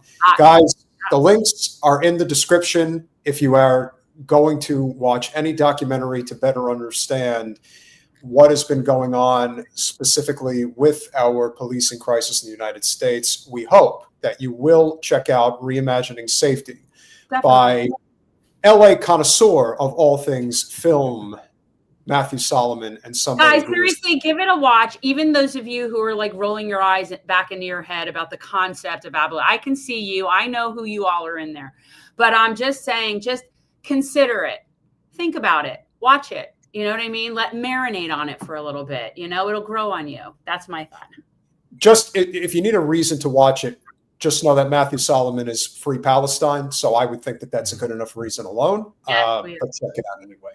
Actually, thank you very much for coming on this evening, brother. And thank you for all the hard work that you do. My pleasure. I just wanted to say real quick, I have a new documentary, Seeds for Liberation, on the Free Palestine movement that is coming out early next year. Okay. Well, we'll have you back and chat about that, but I'll have to see it first. I'll have to see it first and vet it for everybody. But then, Sounds good. Thank you. Thank you so much, Matthew. Right. Bye. Great conversation. And yes, I know it's not everybody's cup of tea, but you'll just have to accept that reality. I don't care. I know you don't. No, I don't care, because if we were doing it right, things would be better. We're doing it wrong. So whatever we've been doing, we need to do not that. No, I understand that. We've tried it with all the policing. We've tried it that way. And it doesn't work. It doesn't work. It doesn't serve our needs. It just doesn't. And the more people realize it, that policing is against us, not for us. They are not to protect and serve us. They're to protect capital. That's their purpose. They're there to protect capital. And and let me tell you something. After Uvalde with those kids, and the cops were standing there in friggin' riot gear, but too much of a pussy, all of them, to go in there when kids are being shot. Yeah, we don't need that. That's not protecting anybody. And by the way, and I said this then, firefighters would have gone in. Firefighters would have gone in without even being armed. They would have gone in. That's what I'm saying. So if that's what would have been a better scenario for children being shot by a crazy person in Uvalde, then why would we think policing is the way to go, even when there is a violent person? When have they made things better? Someone please tell me when police have actually... Well, again, you're being way too much of a generalist. You're being way too much of a generalist because... I have not seen the good stuff. I don't see the good stuff. Again, can I get one fucking thought in, for God's sake? I mean, you've been on me the entire evening. Policing can work, and it will work when the infrastructure changes. But until then, it should be subject to always assuming the worst, because you have a for-profit system with qualified immunity. You put those two things together, and even the good ones are not going to outshine the bad ones. The bad ones will always come to the surface first, because that's what benefits the broken system. If we were to change that, then we would be living in a different scenario. Agreed? No, I don't agree. I think I'm going to give you this sort of metaphor, right? And I explained this to Rachel, like I used this for something recently. Like if you bake a cake and you use flour and you use all that stuff, and then you have a cake, you can't then say you want it gluten-free. Policing is policing, right? Like there's no different way to really do that. We're not in Mayberry anymore, okay? This isn't the sheriff that's going around to make sure everybody's okay. We are so far gone. Policing is not something that can be fixed. It can't be fixed. Just like our electoral process can't be fixed. The Democratic Party can't be fixed. These things are baked. And until you realize that, you're just running on a hamster wheel. You're running on a hamster wheel. It's not going to get better. Policing cannot be fixed. We need less of it. And it is so... I mean, I would be the first to say, yes, I agree with that wholeheartedly. There's way too much policing. There's way too much investment in it. That's the bottom line. Here's the thing, okay? Can I get...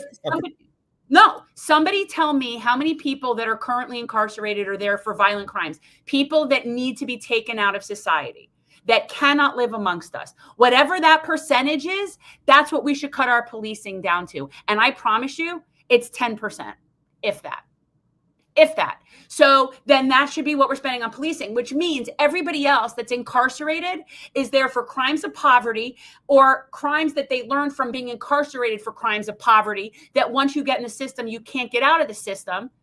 And if we stopped incarcerating people that shouldn't be incarcerated, they wouldn't learn that the only solution for them is crime, because now they have a record.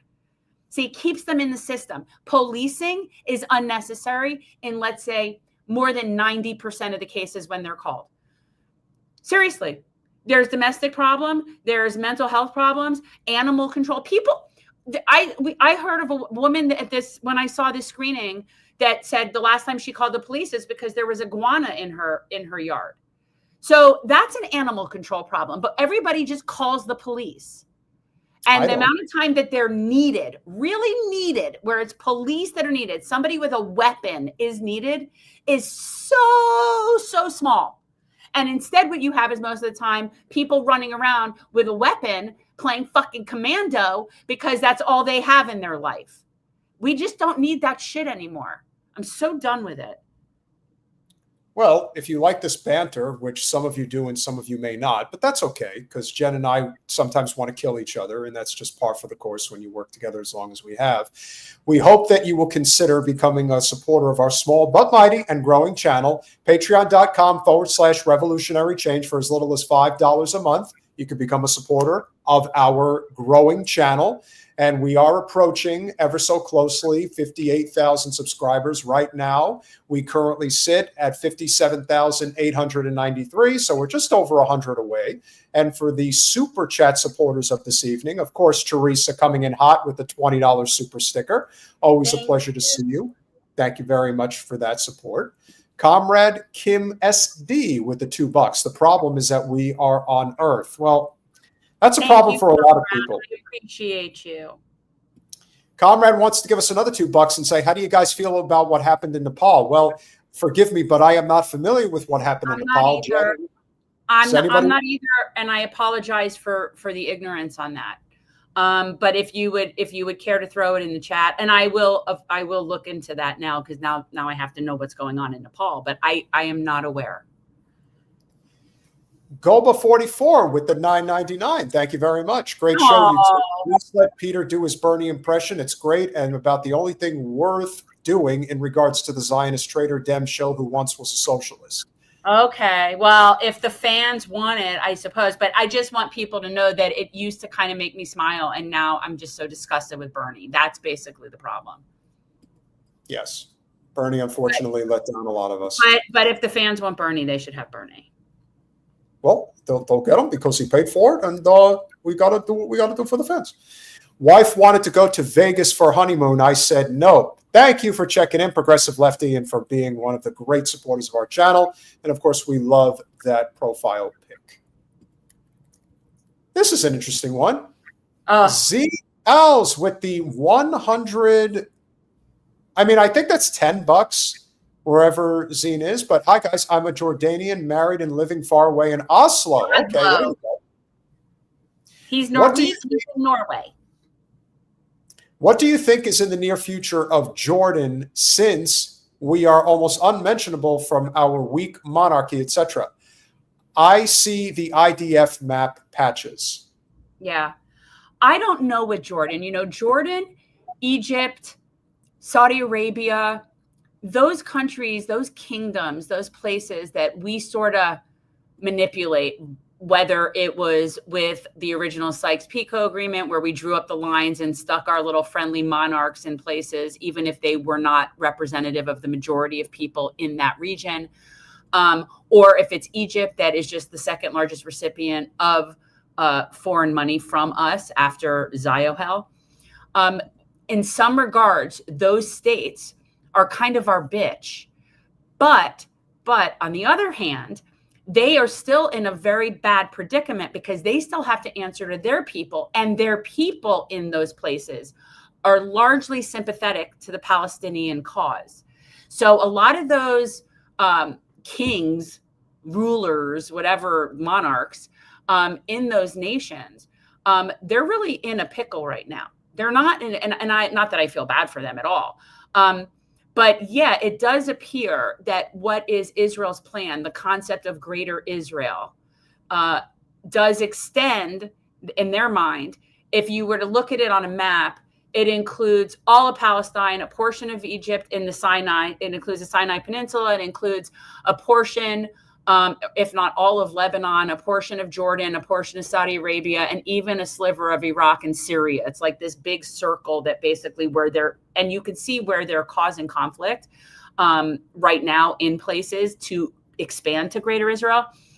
I don't know what it means for Jordan, because Jordan is also home to a large amount of Palestinian refugees that have been there since 48 and then 67, and their descendants.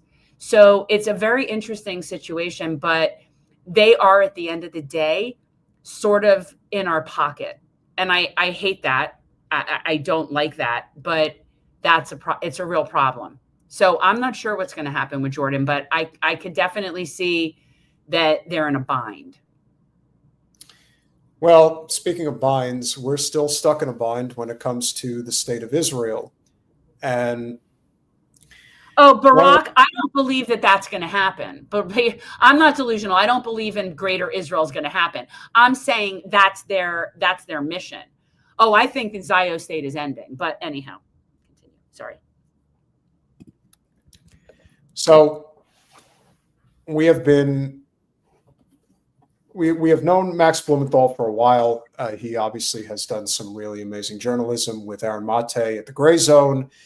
And he is somebody who has been trusted regardless of what side of the aisle that you fall on when it comes to the crucial issue right now, which is when you look around at what so many different people have been talking about pertaining to Charlie Kirk's assassination. Notice how Jen and I have not even talked about the supposed assassin. If you are caught up with that shit, first of all, I look at every one of you fucking channels out there that are talking about the shooter nonsense, the alleged shooter nonstop. You are all doing it for clicks. You don't give a fuck about the actual story. You don't care about any of it. You just know that there is column A, which says this guy's a super leftist with a trans significant other, or you're in column B, which is this person's a fascist or a MAGA person, like Jimmy Kimmel said. I'll deal with him on Saturday. You're all just looking for the one-upmanship. And let me just say one thing about Jimmy Kimmel now that I'll address on Saturday. Every last one of you fucking people crying over Jimmy Kimmel who didn't say a fucking word about the people losing the average workers, the teachers, the firefighters losing their jobs because people were calling up saying, "Oh my God, you are such cuck energy envious towards people with money and power. It's sick." All right, hold on.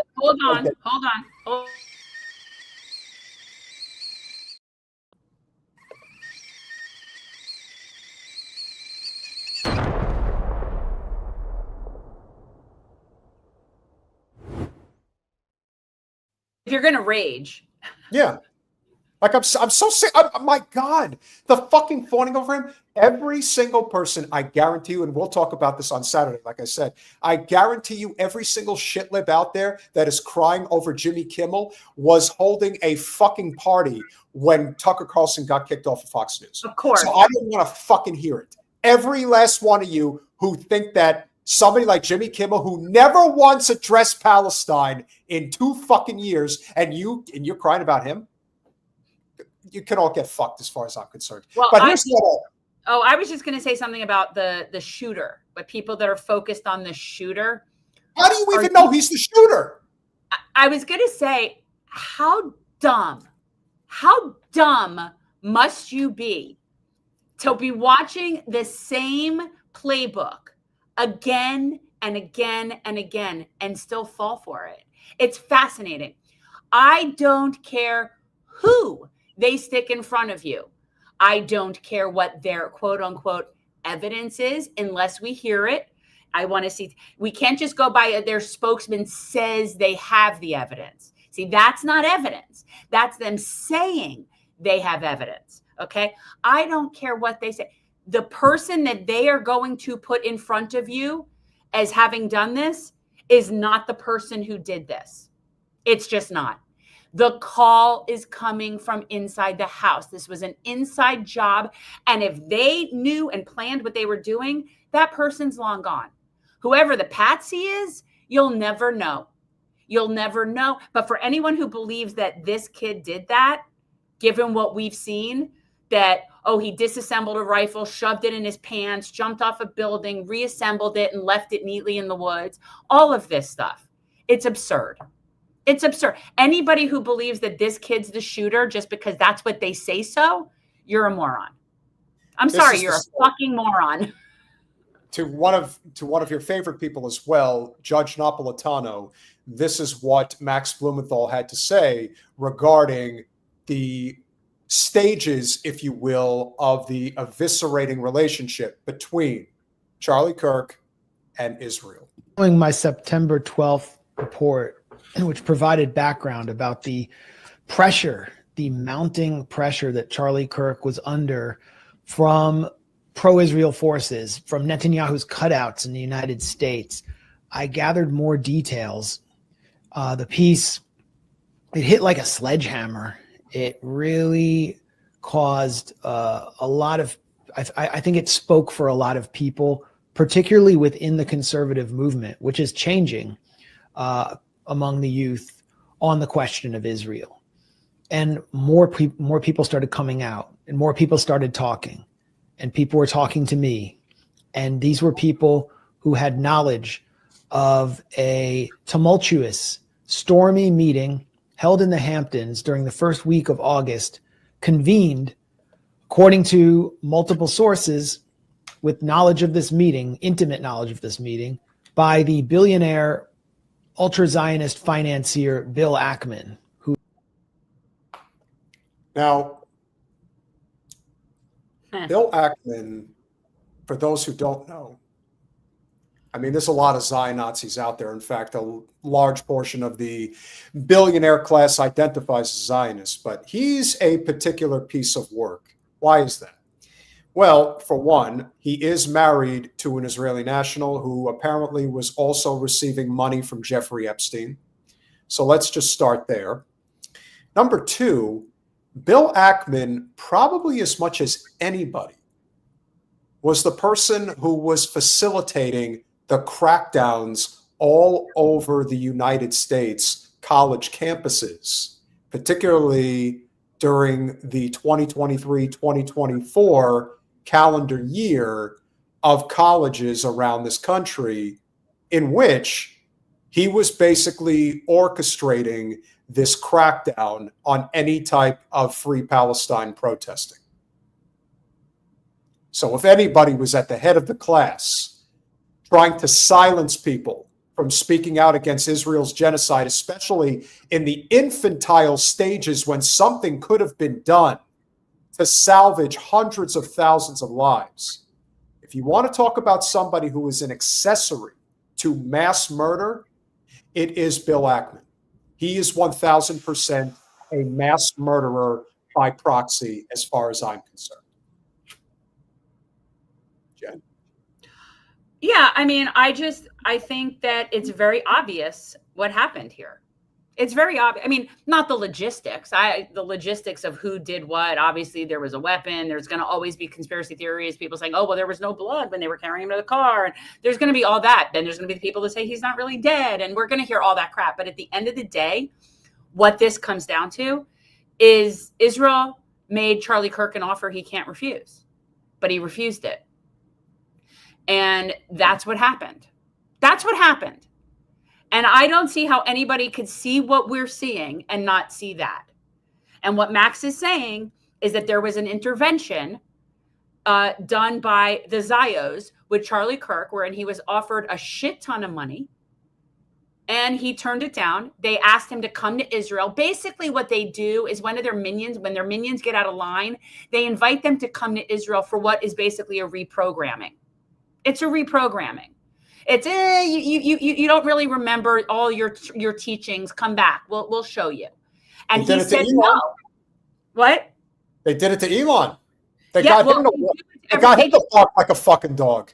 They just had 250 members from Congress there. 250 members of Congress just went on the programming trip to Israel. So they invited Charlie for a reprogramming. They offered him some money. He said no. He was starting to question them. He was starting to question the connection with the Epstein files. And that was unacceptable. They made him, I can put you in this world, I could take you out. And that's what happened. And he was a creation from the Koch brothers and the Zionists and all of it. And then he had the nerve to bite the hand that feeds him. And that's not allowed. And that's the end of that. I don't know how anybody sees anything else but that. Like and the kid that they have, somebody said, well, why was he on the roof? Because he's the patsy. That's the reason he was on the roof. Why was Lee Harvey Oswald where he was? Why was there a guy in the crowd? Why was there a guy in the crowd? The moment that the blood is shooting out of his neck, you've got this guy going like this right in front of the camera. You got another guy, George Zinn, who somehow was in Manhattan on 9/11, who somehow was connected to this event. All I ask is that you, for once, question everything. Because now more than ever, it needs to be questioned. We're not people that support Charlie Kirk. No, we support what he's he was. gross. But and I think that the wife is a psycho. There's something wrong with her. She's like a Stepford wife. There is something wrong with her.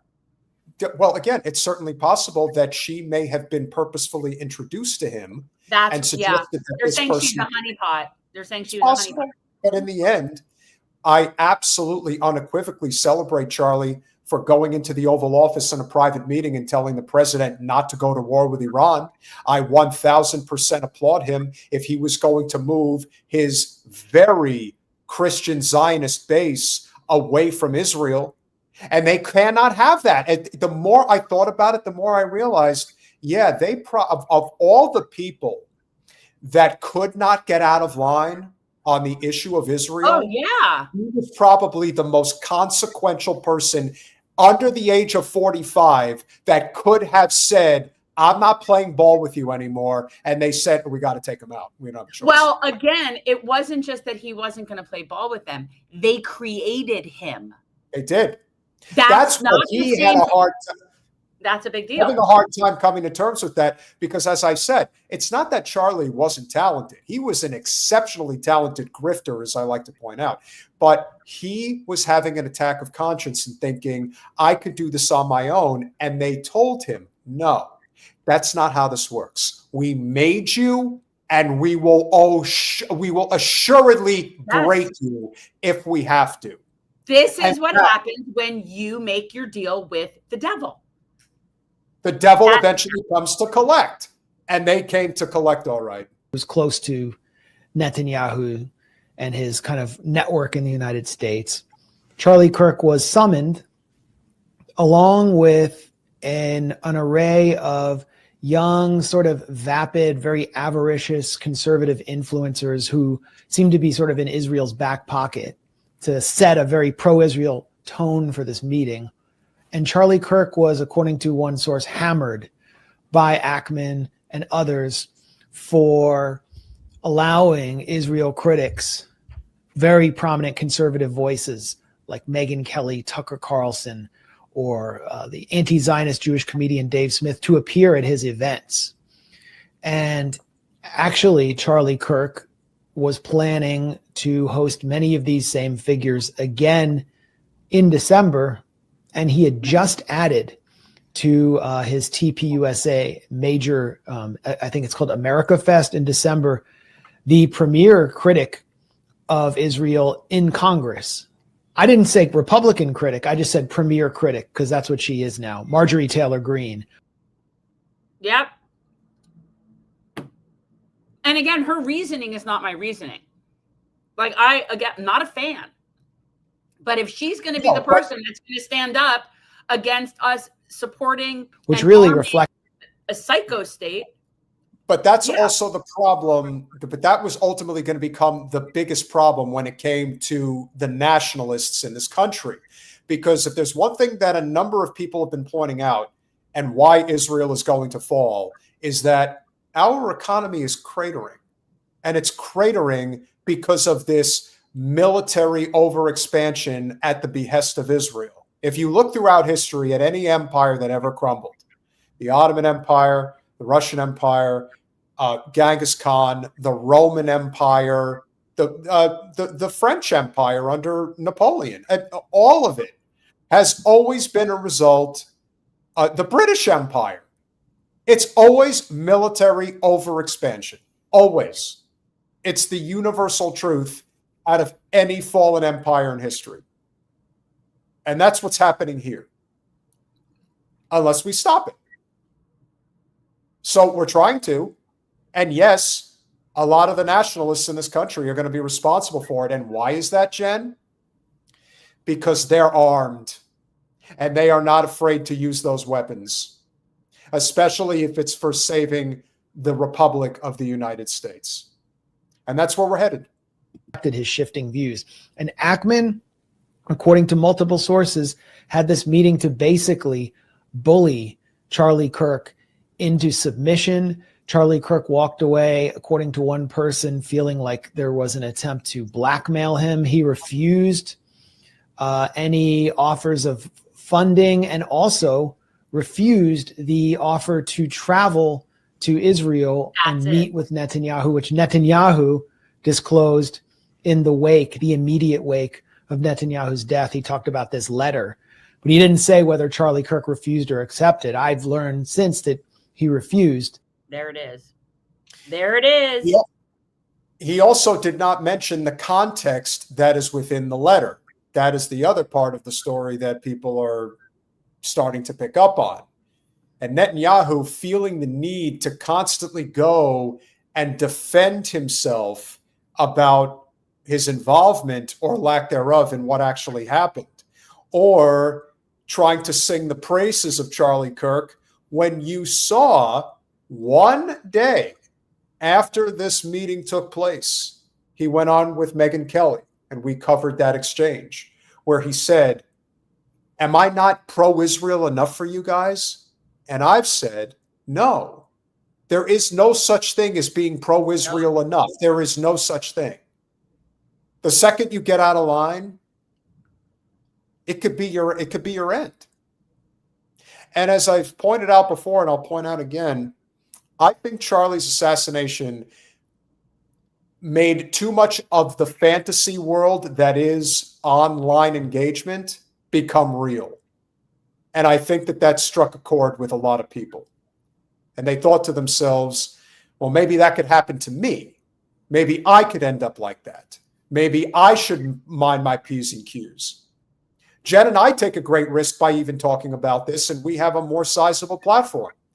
The topic of Dave Smith and Charlie Kirk, I mean, that clip has done like 45,000 views. Now, in the grand scheme of things, that's not a huge number compared to some other channels, but it's enough to get people to notice.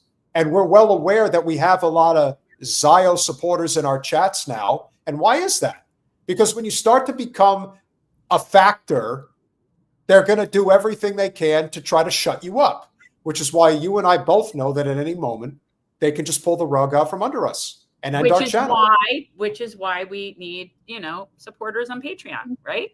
We do. That's part of it, but that's not all of it. It's just one. But it's also, again, the steps that they've taken, every step, whether it's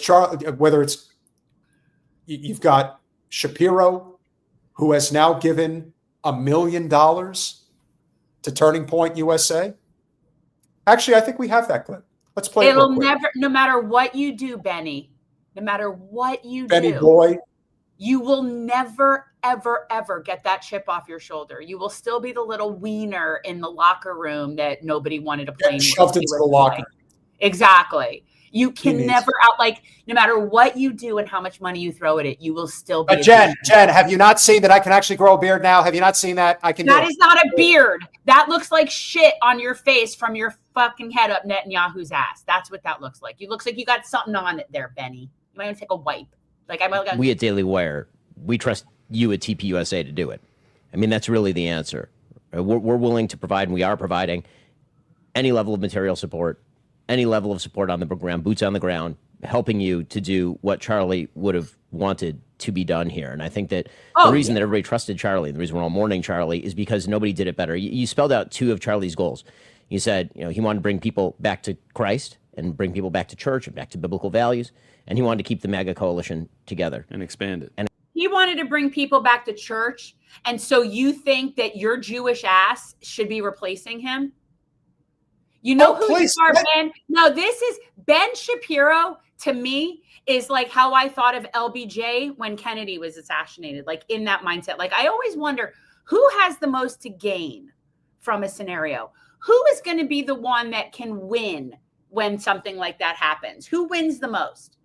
And if it looks like it's this guy, then I find it very unlikely that it was just a coincidence that it landed in his lap. So this, you're being the LBJ to JFK, and it's not a good look. Agreed. Expand it. And the question is how you do that.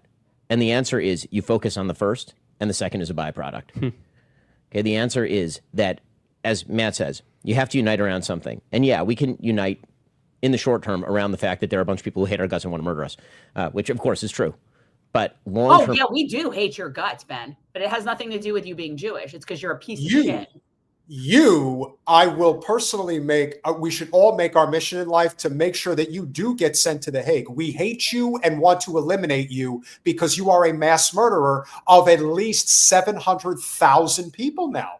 You, as much as anyone in this country, has stood on the soapbox with a megaphone saying, Israel, Israel, Israel. So yes, but I'm not sure that even Michael Knowles or Matt Walsh feel the way that you do. They want your money because they're grifters just like you are. The vultures are picking at Charlie's corpse. That is a fact. Unity, big movement change, which is what Charlie was really trying to drive, and why he went to talk to people who disagree, is about building around those core values. And so the long-term vision, we'll have our petty squabbles, and some of those squabbles will be more than petty, but the long-term vision has to be built around those original biblical conservative values that Charlie stood for, things like the Bible, things like free markets, things like family, all those things are things Charlie. I didn't know that the free market was in the Bible. I mean, that's news to me, but as a supporter of the free market, I did not know that. I assure you that people that really care about the teachings of Jesus are not interested in your free market theories. That's what I think. God, he makes it so easy to hate you. Jesus is not a capitalist, okay? If you want to know why anti-Jewish hatred exists, I don't know if he's Exhibit A, but man, he is pretty close. He stood for, you got to build the coalition around values, because we can't build it around the man, but we can build it around the values that he left behind and that he spent his entire life fighting for. And what would those values be? What would those values be, Peter? Teaching everybody that it's okay to kick down, encouraging people to hate the other, preaching that Black women are not bright enough to somehow be able to be on a competitive level for anything having to require intelligence. He was a hateful bigot. And the truth is, so is Ben. So is Ben. So it's really no different. He just has the fake mustache beard thing and wears the yarmulke. And I always say, always be skeptical of emasculated men who have power. They are very dangerous because they, again, much like Hillary Clinton wanted to prove that she could warmonger as much as anyone who's ever stepped foot in the Oval Office or the U.S. Senate. Let me assure you, somebody like Ben Shapiro, he gets off on killing innocent people. I'm telling you, especially Palestinians. Oh, he celebrates it. I don't know if everybody else does, but he in particular is an evil little weasel who never got properly put in his place. But hey, if he keeps this up, if he starts to be the one who starts funding Turning Point USA, he will crush TPUSA in the process. So have at it, Benny. Have at it, Benny boy. You do it. Please take it over. It won't. You can't imagine how fast it will crumble if he does. Frankly, more honored to join you guys as much as we can in the fight. Thank you for that, and thank you for donating the Daily Wire $1 million. Breaking news on this show.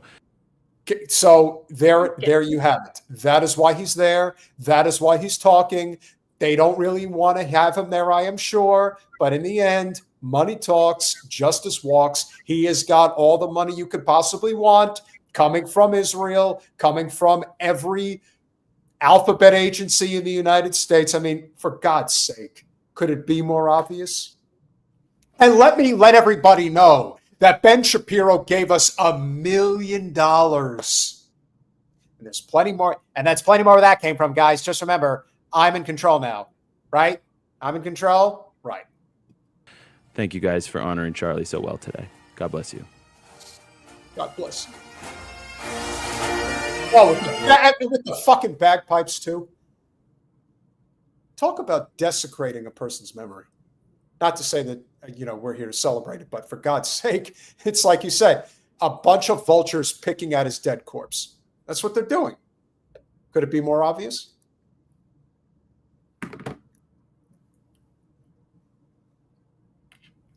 We have one more very important story to cover, as you know. And that, of course, is the person who has chosen, well, I'm not going to say that she chose death, but she has certainly chosen to dance with the devil in the pale moonlight, because she is just got zero fucks to give. And whether you like Candace Owens or not, she is willing to defy every single roadblock, warning sign that comes her way. I do believe in part because she was very good friends with Charlie. Yeah, that's a pretty decent. Again, we are not supporters of Candace Owens. I generally disagreed with her up until her stance on Palestine.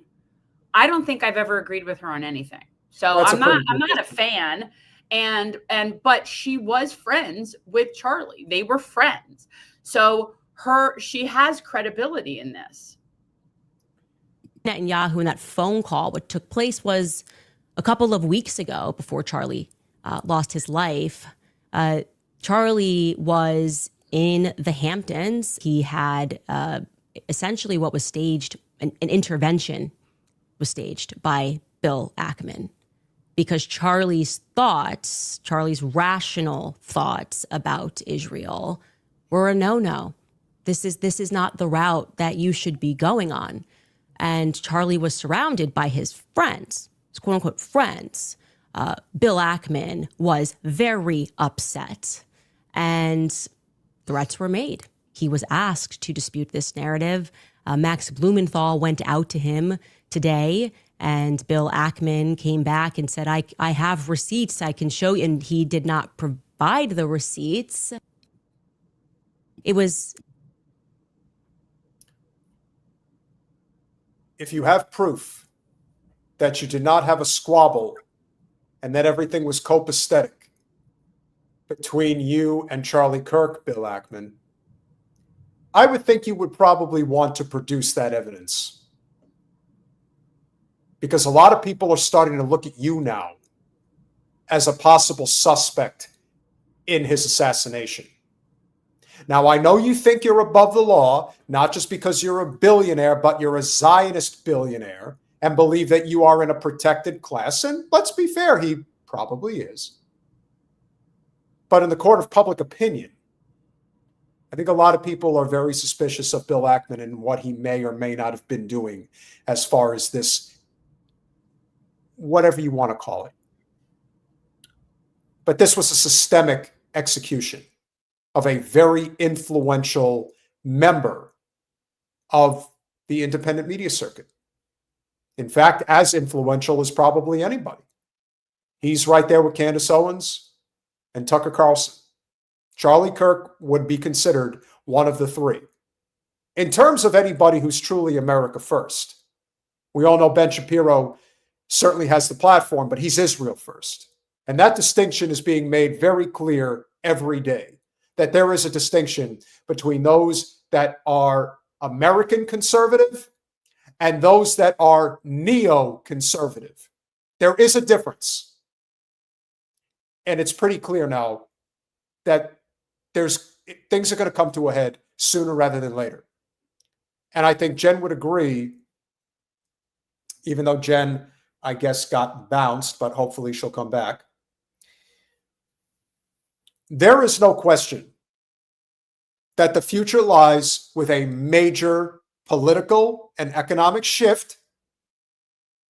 And judging by the way that Candace has been conducting business as of late, I would have to imagine that she may be in a bunker right now, just kind of living underground, not putting herself in harm's way. And Lord knows they'd like to get to her if they could, because she's got a lot to say, and she is slowly but surely revealing the truth about what's going on. She's got more to say. At this time that Bibi Netanyahu was called and Charlie was invited to Israel. This was an under duress situation, I would say. And I know that Charlie was offered a ton of money in this moment. Turning Point, I guess, if it needed to go to a higher level, would have gone to an even higher level than it already was at. And I know for a fact that Charlie denied that funding. That Charlie denied, and what Bibi didn't include there, he declined to go to Israel for, I would describe this as like, re-education camp. We've seen it. You made an uh-oh, but we can help you. Another person that was there, and I am not surprised this person was there if you've been listening to my show, Seth Dillon. I said, any comment on this one, Seth? He didn't answer last night. It has been reported that the amount of money that Netanyahu offered Charlie Kirk was in excess of $150 million. And if he still said no, granted, he already had a lot of money to begin with, but when you can't bribe somebody like that with that amount of money, you got nowhere to go, pal. Okay, so this is what I was saying before. I think I got disconnected for some reason. I'm not sure why, but what I was saying is they got Charlie Kirk when he was a teenager. They basically started grooming him into the Zionist fray when his brain wasn't even fully developed. So the fact that he then dared to now question the hand that feeds him is a big problem. But a big part of it is that that's what they do. They get people very young for their programming and indoctrination. That's what happens. So that's why, I mean, he was what, 17, 18? He was 17, 18 years old when he got started with Turning Point USA. Exactly. And they saw somebody in him that they could use that would be a good spokesperson for them and would do their bidding. And the minute that he grew up, now you're talking however many years later, 12, 13 years later, and he doesn't want to do that anymore. And now that's what happens. This morning I said, need a comment ASAP, please. He didn't answer. Then I followed that up and I said, trying again here, you were present when Ackman lost his mind on Charlie and when Bibi invited him to Israel and Charlie refused. Text messages immediately following this meeting are circulating. I find Ackman's statement, as though the meeting was somehow cordial, to be incredibly disturbing. Are you at all disturbed by that tweet? Do you feel, as I do, that this tweet significantly betrays the defined purpose and mood of his, and I presume your, final meeting with Charlie Kirk? ? He was unable to speak to me, but he did place some frantic calls to Turning Point USA. Yeah. You see, I went out to Seth, but I also went out to two other people who were at this meeting, and nobody is willing to go on record. They're all messaging each other, trying to figure out a coordinated response to say that, no, this was all quite cordial, but no one wants to go on record and describe it as cordial because they know someone's leaking, because someone's got a guilty conscience about what happened at the Hamptons. I mean, look, there's definitely valid points people are making in terms of like that she has lied about stuff in the past or she hasn't, that I don't know.